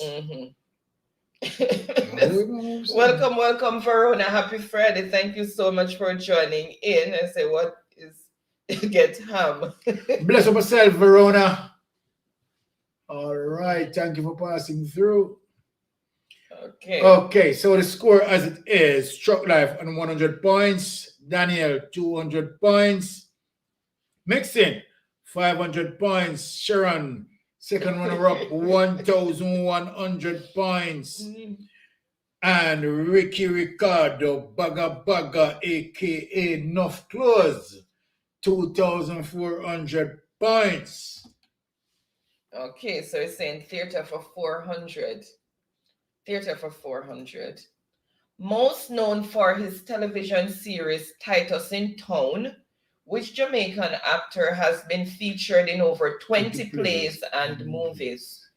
Most known for his television series Titus in Town, which Jamaican actor has been featured in over 20 plays and movies. All right. Remember, name of a person is who? Who is? And that is for 400 points. And I see the answer that I am looking for. So known delays. Who is Glenn Campbell? Glenn Titus Campbell. That's his stage name, Titus. So Glenn Campbell is his mama given name, his government name. All right. And that is for 400 points. So let's see who first came in with the correct response. Who get this 400 points? Let us look. Let's see.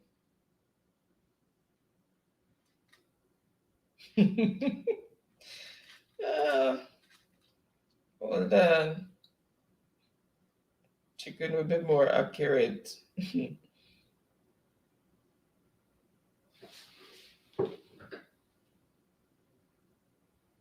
All right. So first on the board with the correct response is Truck Life. Truck Life, 400 points. Then Tiffany Mixon, Beverly, but she have what is all right, so that's how the answers came in. Okay, so there you have it. The score as it is. Daniel on 200 points, Truck Life and Mixon 500 points, Sharon second runner up 1,100 points, and Ricky Ricardo, Baga Baga, aka Nuff Clothes, 2,400 points. All right, so Ricardo is saying theater for 300. So finishing this category, everybody run out, skip out, roll out. Name the play the image was taken from. So name the play that the image was taken from. Which play? I never asked him name. Sorry, him stage name. Which play did he appear in with this particular scene? Name the play.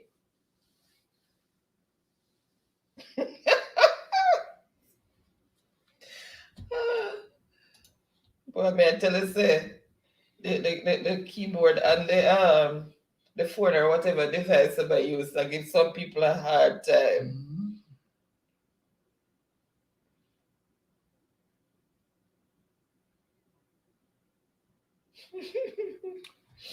All right, I see the answer that I am looking for. So I'm not gonna delay, and it is, what is Bashment Granny? Aye. Bashment Granny. And that is for 300 points. All right, so let's see who first came in with the correct response. Oops, why this thing running? Okay, so first on the board with the correct response is Ricardo.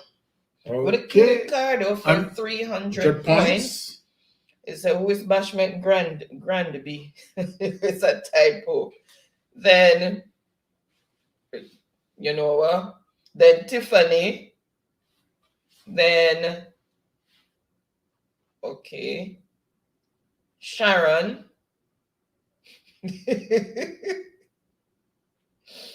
All right. So that's how the answers came in. So Ricardo, choose the next category and for how many points? All right. Okay, 5 people on there. So choose the next category and for how many points? So we have 2 categories left. We still have some big numbers up here. I think I still have him come back with maths again. Oh my goodness. Come, Ricardo, no mathematics not there. One hand move. Come. One hand ready.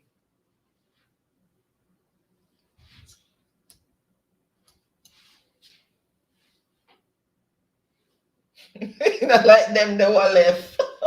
you already burned up the board, so you should, well, you have double score still there, Exactly, and you so- have Exactly. you have another double point answer. All right, so Ricardo said music for 200. A Jamaican artist born in the year 1996 with a song entitled Bad Habit. A Jamaican artist born in the year 1996 with a song entitled Bad Habit.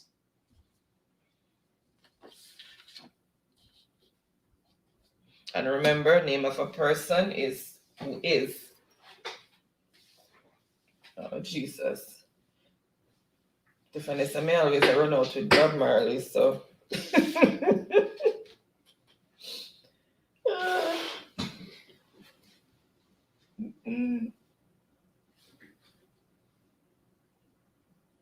I've not seen the answer yet.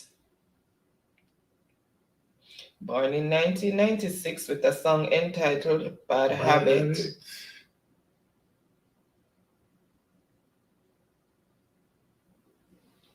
So it was Ed Sheeran.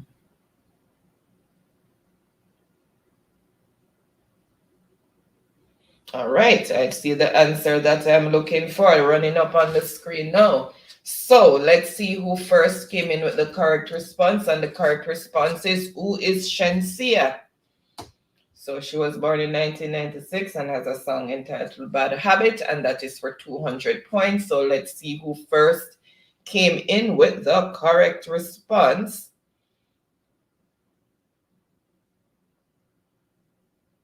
Oh, we may have it from way up there, so my bad. All right, so first on the board with the correct response is Ricardo. How many points? 200. Then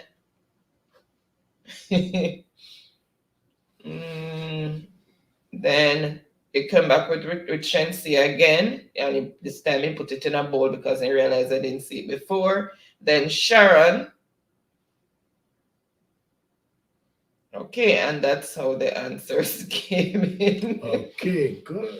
You guys, look how long I put it there. Oh, I didn't see it.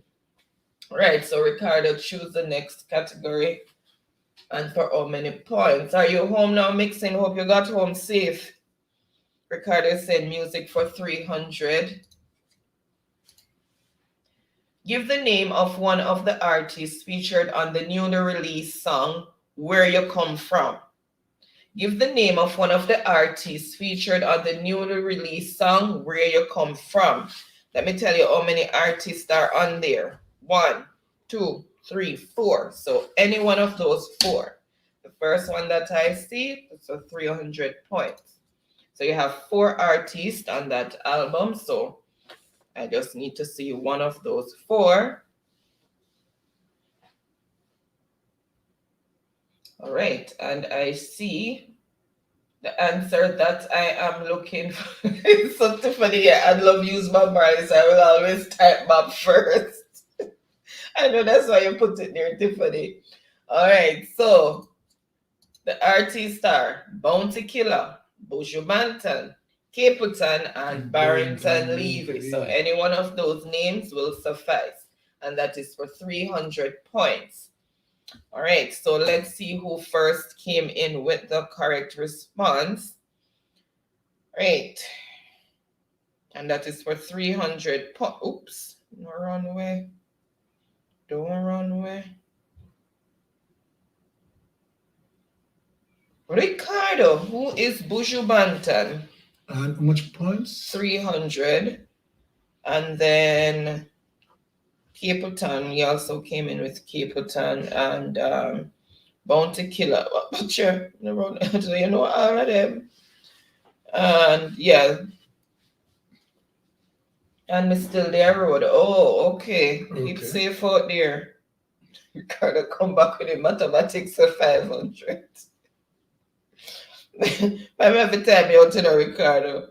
And we said music for 400. All right, name the Jamaican artist born in 1981 that was given the name Ken Olivier at birth. Ken Olivier at birth, and that's his picture there, and it's a double point answer. So name the artist. So he was born in 1981, and his government name is Jen Olivier. Wow. Can't hold them, you know. Cannot hold them at all. And I see the answer that I am looking for. And the answer is, who is Protege? Protege. So that is for 400 points. So let's see who first came in with the correct response. Let's see.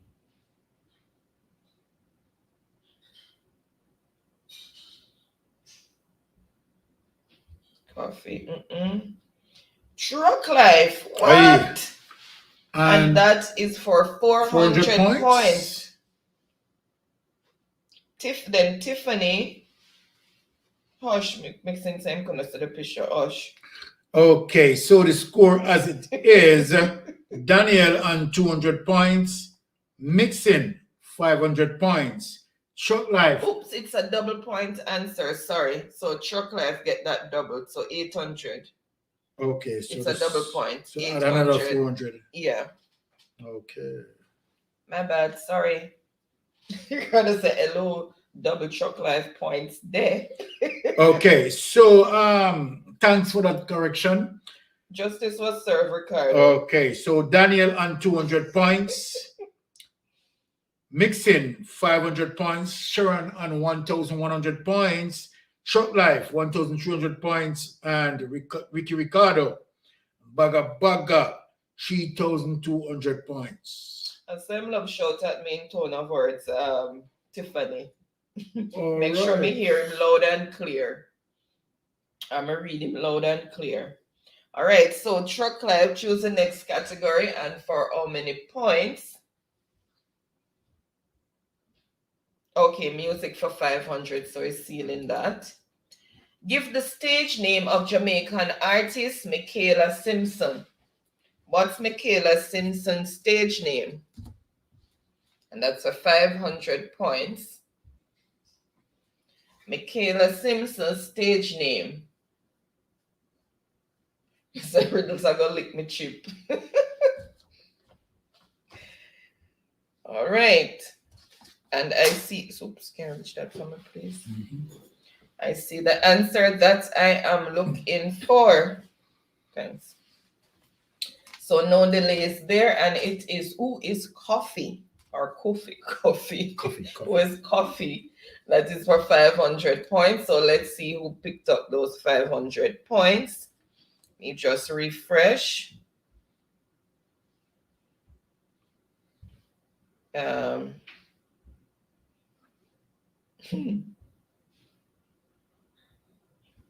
Defining who is Bob Marley. Who is Coffee? Ricardo, and that's for 500 points. Then Truck Life, Tiffany, Verona, Sharon. Who is Minty? All right. So, you know, give the people them points here. Please give Ricardo a point before him starts. Much. 500 points. 500? Before him start requesting it in loud tone of words.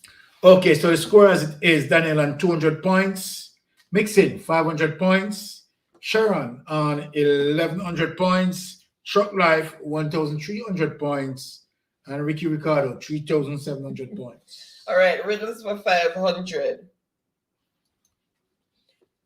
I am the scariest thing you will ever write, direct, and produce all by yourself. What am I? I am the scariest thing you will ever write, direct, and produce all by yourself. What am I? And it's a double score answer. So that's 1,000 points for that answer. Wow. This is going to make a difference here. It makes sense. Some people I will just sit and watch the riddle section. Okay. All right.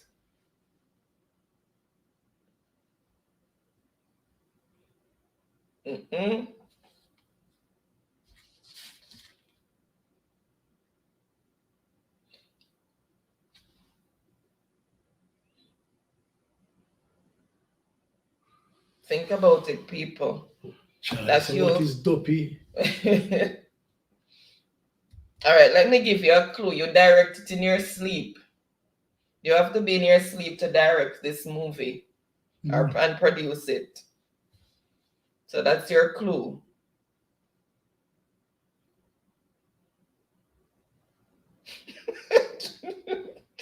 Charlie, not easy. So what is $1 million check? Yes, it's a dream, but what sort of dream is it? It's scary. The scariest thing you will ever write. Scariest thing is a clue.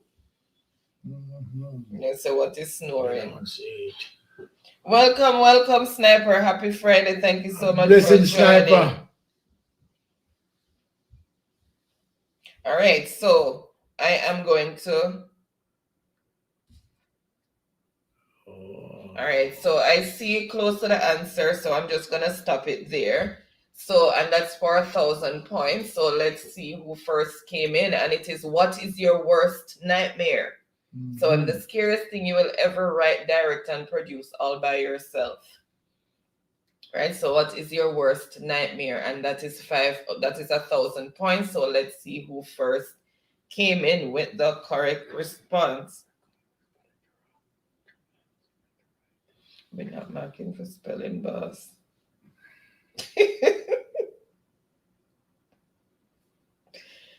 All right, so an essay. What is a story? What's a scary movie? It's a horror story. Regardless Is of that scary? Regardless of what slackness. Horror movie. It's dopey.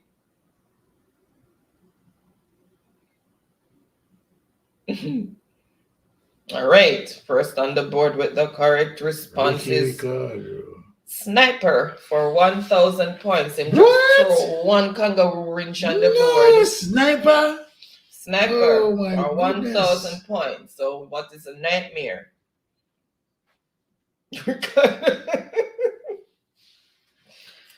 Well, somebody's in trouble.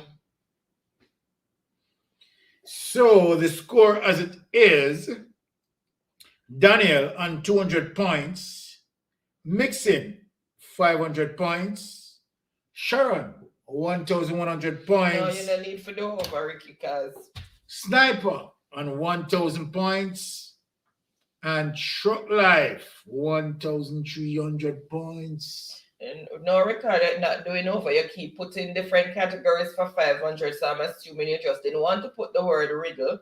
So whatever, it's one category that's there, say 500. So 500 come out of that category.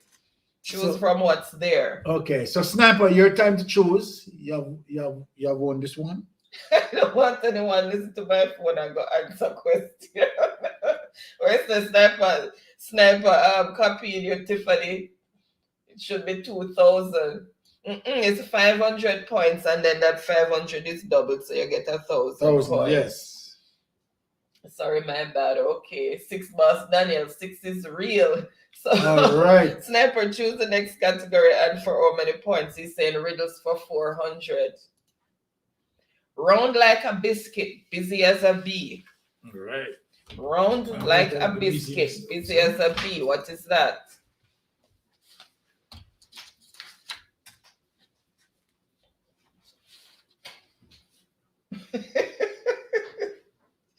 Run like a biscuit, busy as a bee. All right, I see the answer that I'm looking for, so no delays there. All right, so what is a clock or watch? So what is a clock or watch? And that is for 400 points. So let's see who picked up those 400 points.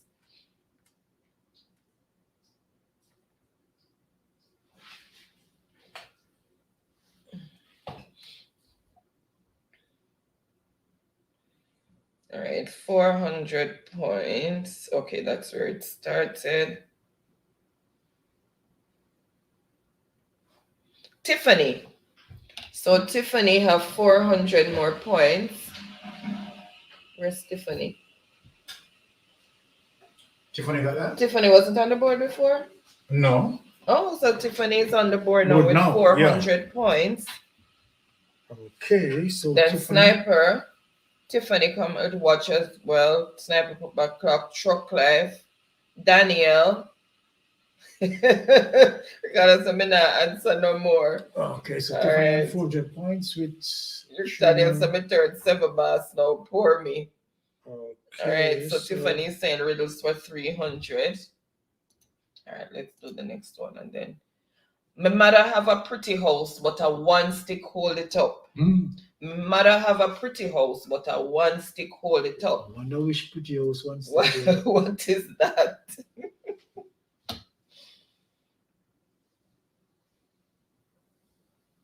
What is matchbox? Oh my God. My mother have a pretty house, but one stick hold it up. Good morning, Jamfet. How are you? Happy Saturday to you. Thank you so much for joining us over there in France. How are you doing? You wake up for the last part. Okay, welcome, Jamfet. All right, so I see the answer that I am looking for. The person who said that he was going to be on the sidelines. What is umbrella? So my mother have a pretty house, but a one stick hold it up. Answer is umbrella. So that is for 300 points. So let's see who came in with for that 300 points. Makes it say riddles is my worst nightmare. So I must try and master it.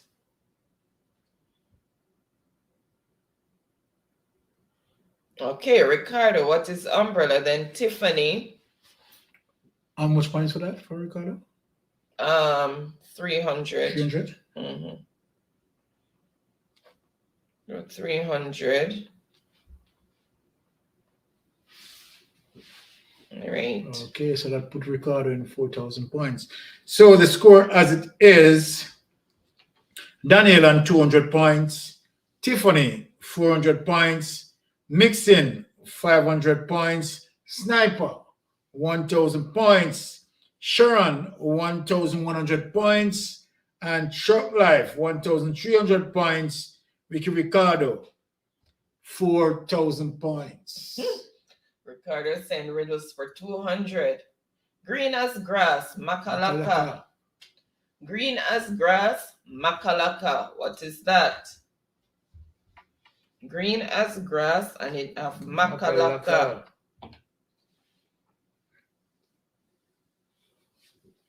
Come back with the same answer. Green as grass, Makalaka. All right, I see the answer that I am looking for, so I'm not gonna delay, and it is what is soursop. It's green and it have those funny things on it. So what is soursop? And that's for 200 points. So let's see, I think it was, let me just refresh to make sure I didn't miss anybody else before seeing that. Truck Life, what is soursop? Truck Life? And that's for 200 points. Okay. And then we only have one left for 100 points. So I'm just going to reveal that. What spends all its time on the floor but never gets dirty? What spends all its time on the floor but never gets dirty?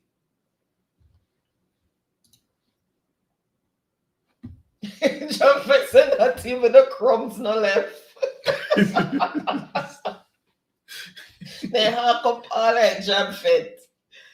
They hawk it up.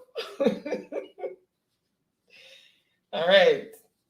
What spends all its time on the floor but never gets dirty? Think about it, people. Oh my goodness. And I see the answer that I am looking for. So, what is shadow? Your shadow is always on the ground and it doesn't get dirty. So that is for 100 points, and that completes the board. Okay. All right. So let's see who first came in with the correct response.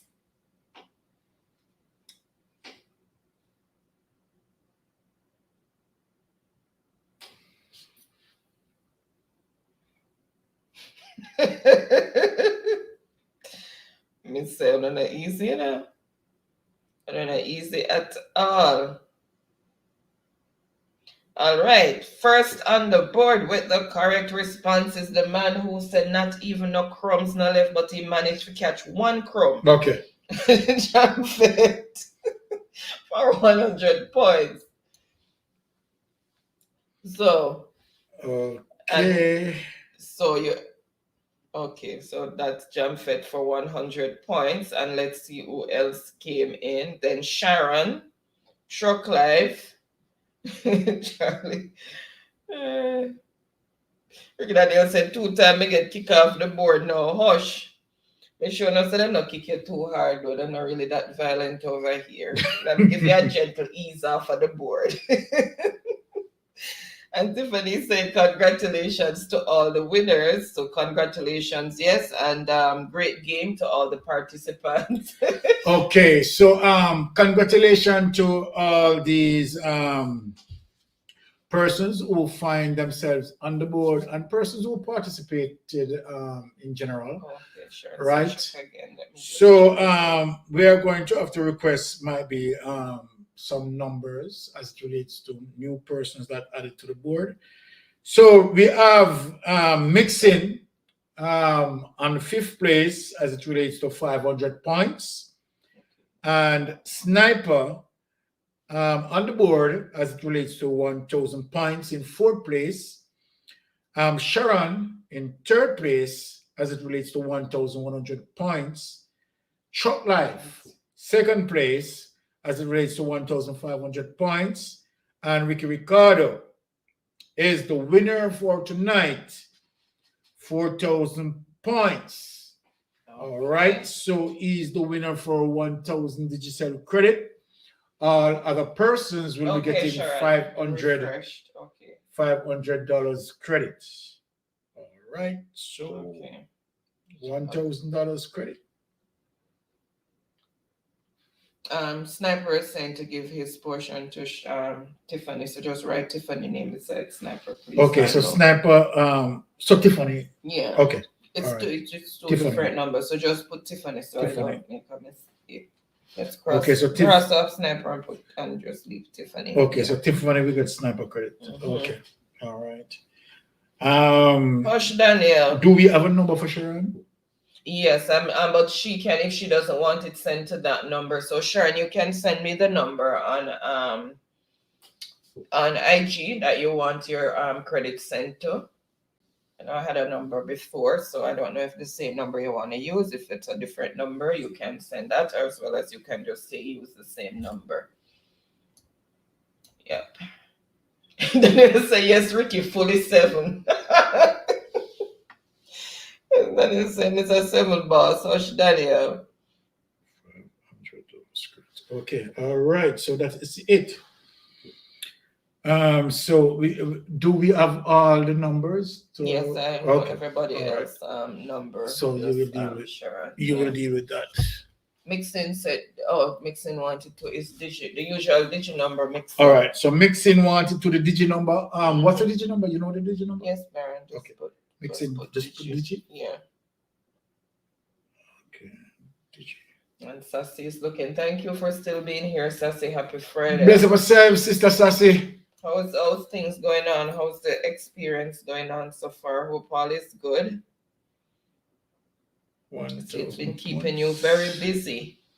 All right. All right. So congratulations again. Giving half of mine to Daniel. So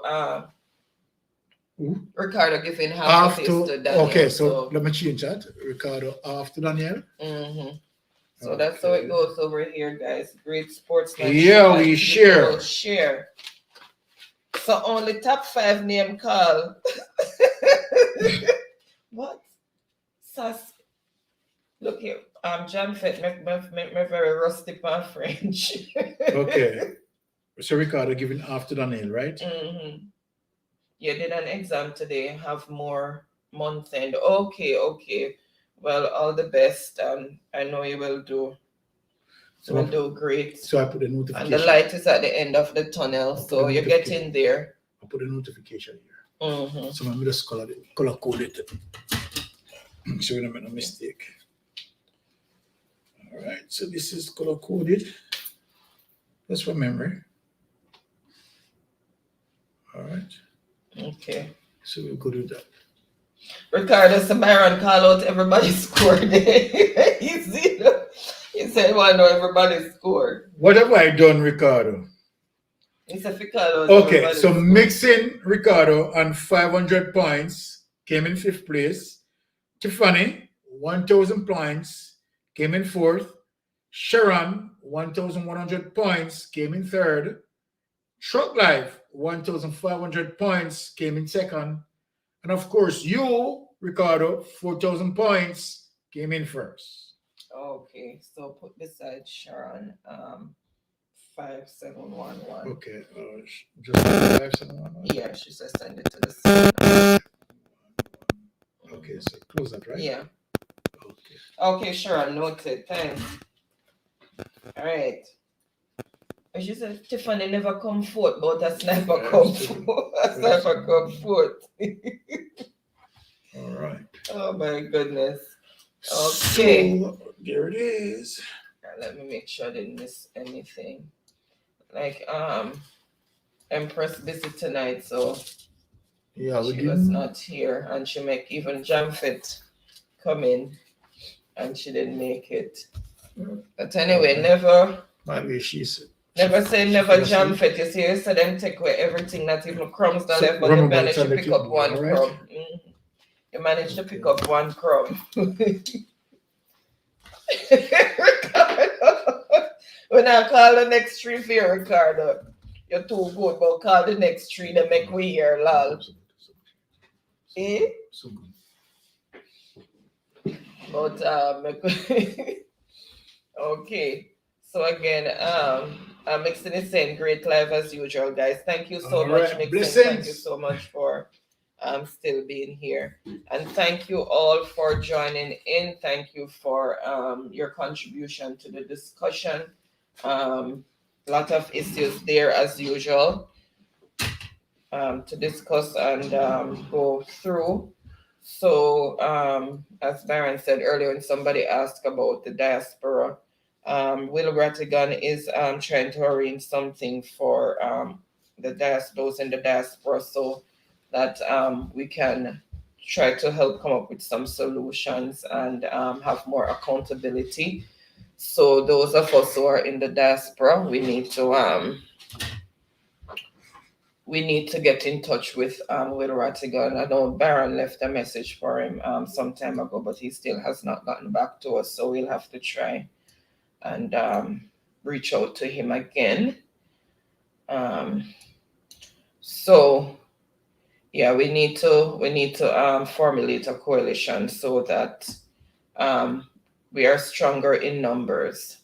Because you see what happened when he took that case with Kamina, that they told him that he doesn't have any standing, and I don't know how you can be a born Jamaican and don't have any standing. It doesn't matter where you go, you have dual citizenship. Even if you take up citizenship in another country, you still maintain your Jamaican citizenship. So I don't know how that could have been said, or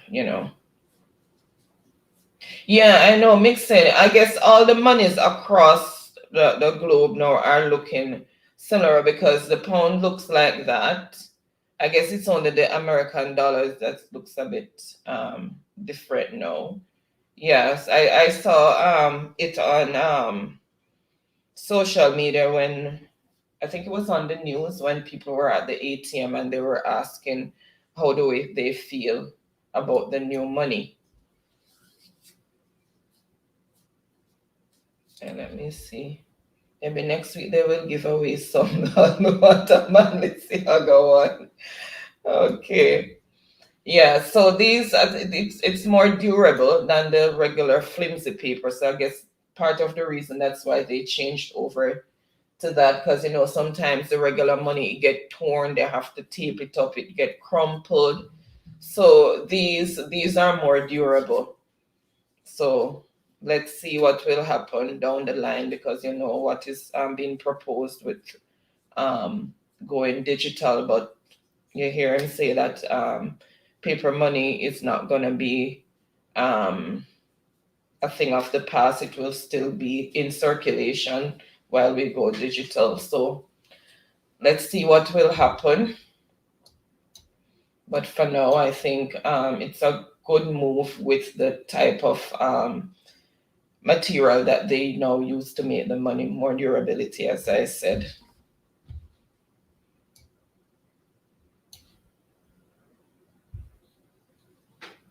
Oh, I have to be careful because you might spend $2,000 instead of $1,000. Yes, I see the $2,000. That means, you know what that means. The economy really bad for you to have those big notes.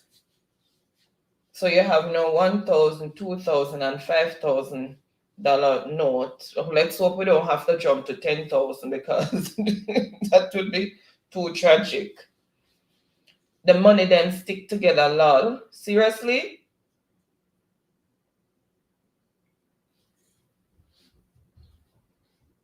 Seriously, Moffat, are you joking?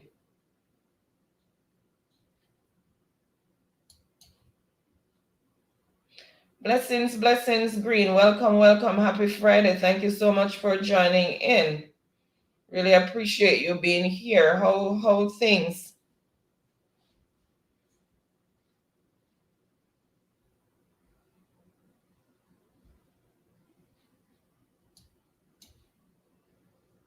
So yeah, man, I got that new money. Okay, so I guess with time they're gonna slowly phase out the old paper money. So I wonder what they're going to do with it. Is there somewhere to get rid of it, to burn it, or what they're going to do with it?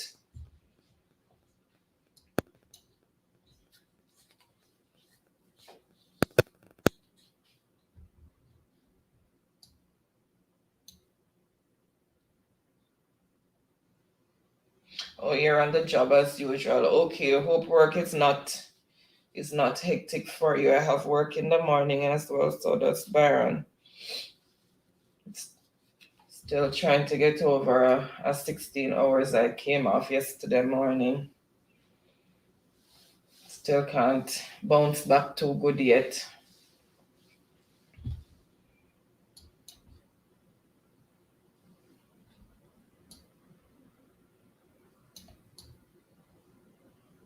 That's his laughing.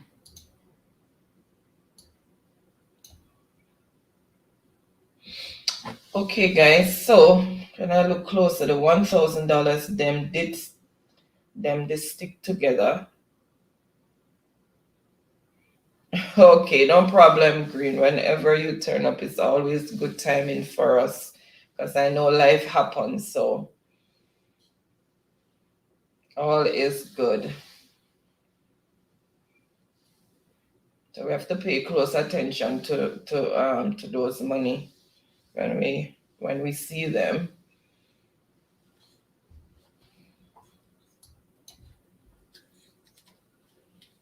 Oh yes, thank you so much, Arlene. I forgot it's Father's Day weekend, so happy Father's Day to all the fathers out there when it comes on Sunday, and happy Father's Day to all the single mothers who are playing the dual role.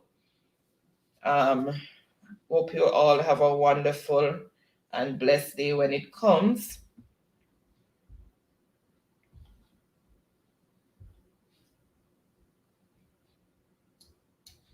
Yes, Green. They rolled out the new money.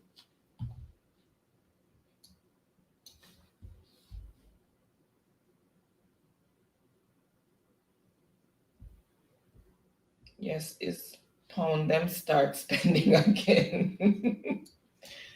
Oh my goodness.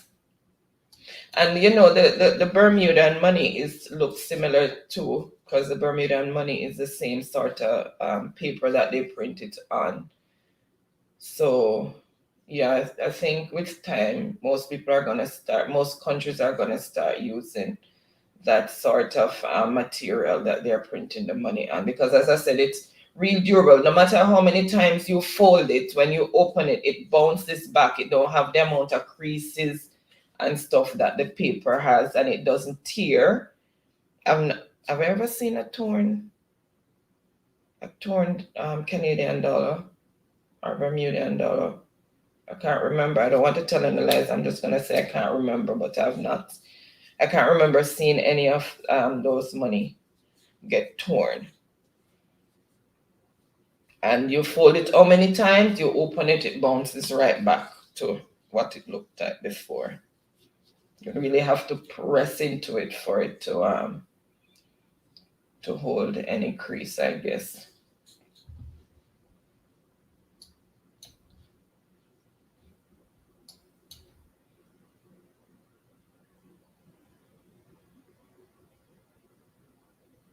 No, money cannot be copied by any scammer. You would be surprised. Nixon, never say never. You'd be surprised. They have the Canadian ones, they have copied it. So never say never.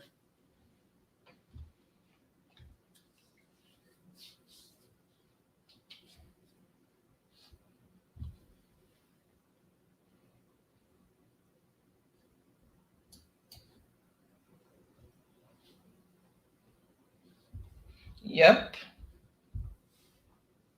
Sharon is saying happy Father's Day, Baron, and all the dad in the chat, and to all the single mom that plays both roles. Yes, happy Father's Day weekend. May I tell you? And sometimes if some of these people doing these things, they put them skills to good use, then, you know.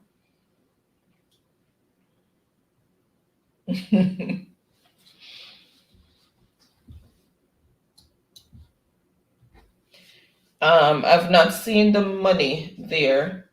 Okay, welcome, Una. Happy Friday. Thank you so much. Really appreciate that endorsement. I said much respect for these accurate info. Thank you for the endorsement. Yeah, when they do it here, and it's not so, it's difficult for them to do it, but it's been done, and especially with the $100 notes. And I'm not sure how the Jamaican one looks right now. I'll have to look on it closely online or something. It has a little silver strip in it, and if it's $5, it will say 5, 10, or 20, or 100. 100 is the biggest bill.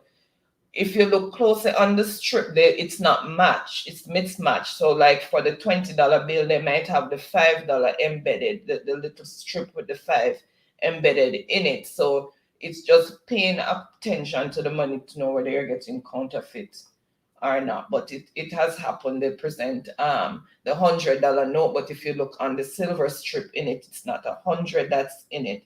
It will say 20 or a smaller currency.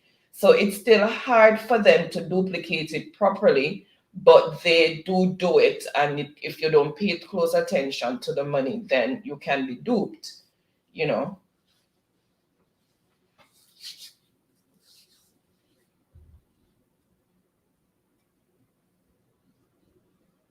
Sharon is saying, have a blessed night, everyone. And I know I will see you before next Friday. Stay blessed and be safe. Thank you so much, Sharon. Really appreciate you joining in, and you stay safe as well. Have a wonderful rest of your weekend and have a wonderful and productive week. So guys, it's 10:39 here. I think it's 11:39 for you guys, just an hour difference right now. So I am going to say good night until next week. Not gonna keep you guys any longer because I have work in the morning. Brian have work in the morning as well. He says he's going to do something to come back, but he's had an early morning this morning. He left at 5:30 for work in the morning, and he has not gotten any rest yet. So I'm not sure if he might make it back downstairs. Right? So guys, I want to say thank you for joining in as usual. We don't take you guys coming here on a Friday for granted, because I know there are other channels out there you could have been doing other stuff to unwind on a Friday after leaving work, but you chose to be with us. So again, thank you. And for those who recently joined the Mystic Sensation family, welcome, thank you. And as you can see over here, it's brotherly and sisterly love, and we take care of each other. We also have a little group on WhatsApp if anybody wants to join in. It's just where we just say hi to each other during the week, drop a little blessings, in terms of words for each other. So if anybody wants to join that, you can let me know on WhatsApp, but it's optional as usual with stuff like that. Mystic Green is saying, okay, Mystic, blessings and get your rest. Thank you so much. War Green, I thought it was at the movies. Okay. All right. So guys, have a wonderful and blessed rest of your weekend. Happy Father's Day to all the fathers and single mothers. And you stay safe out there and have a wonderful and productive week. And I'm going to say safe travel on the gravel until next Friday. Take care. Love you all. Thank you.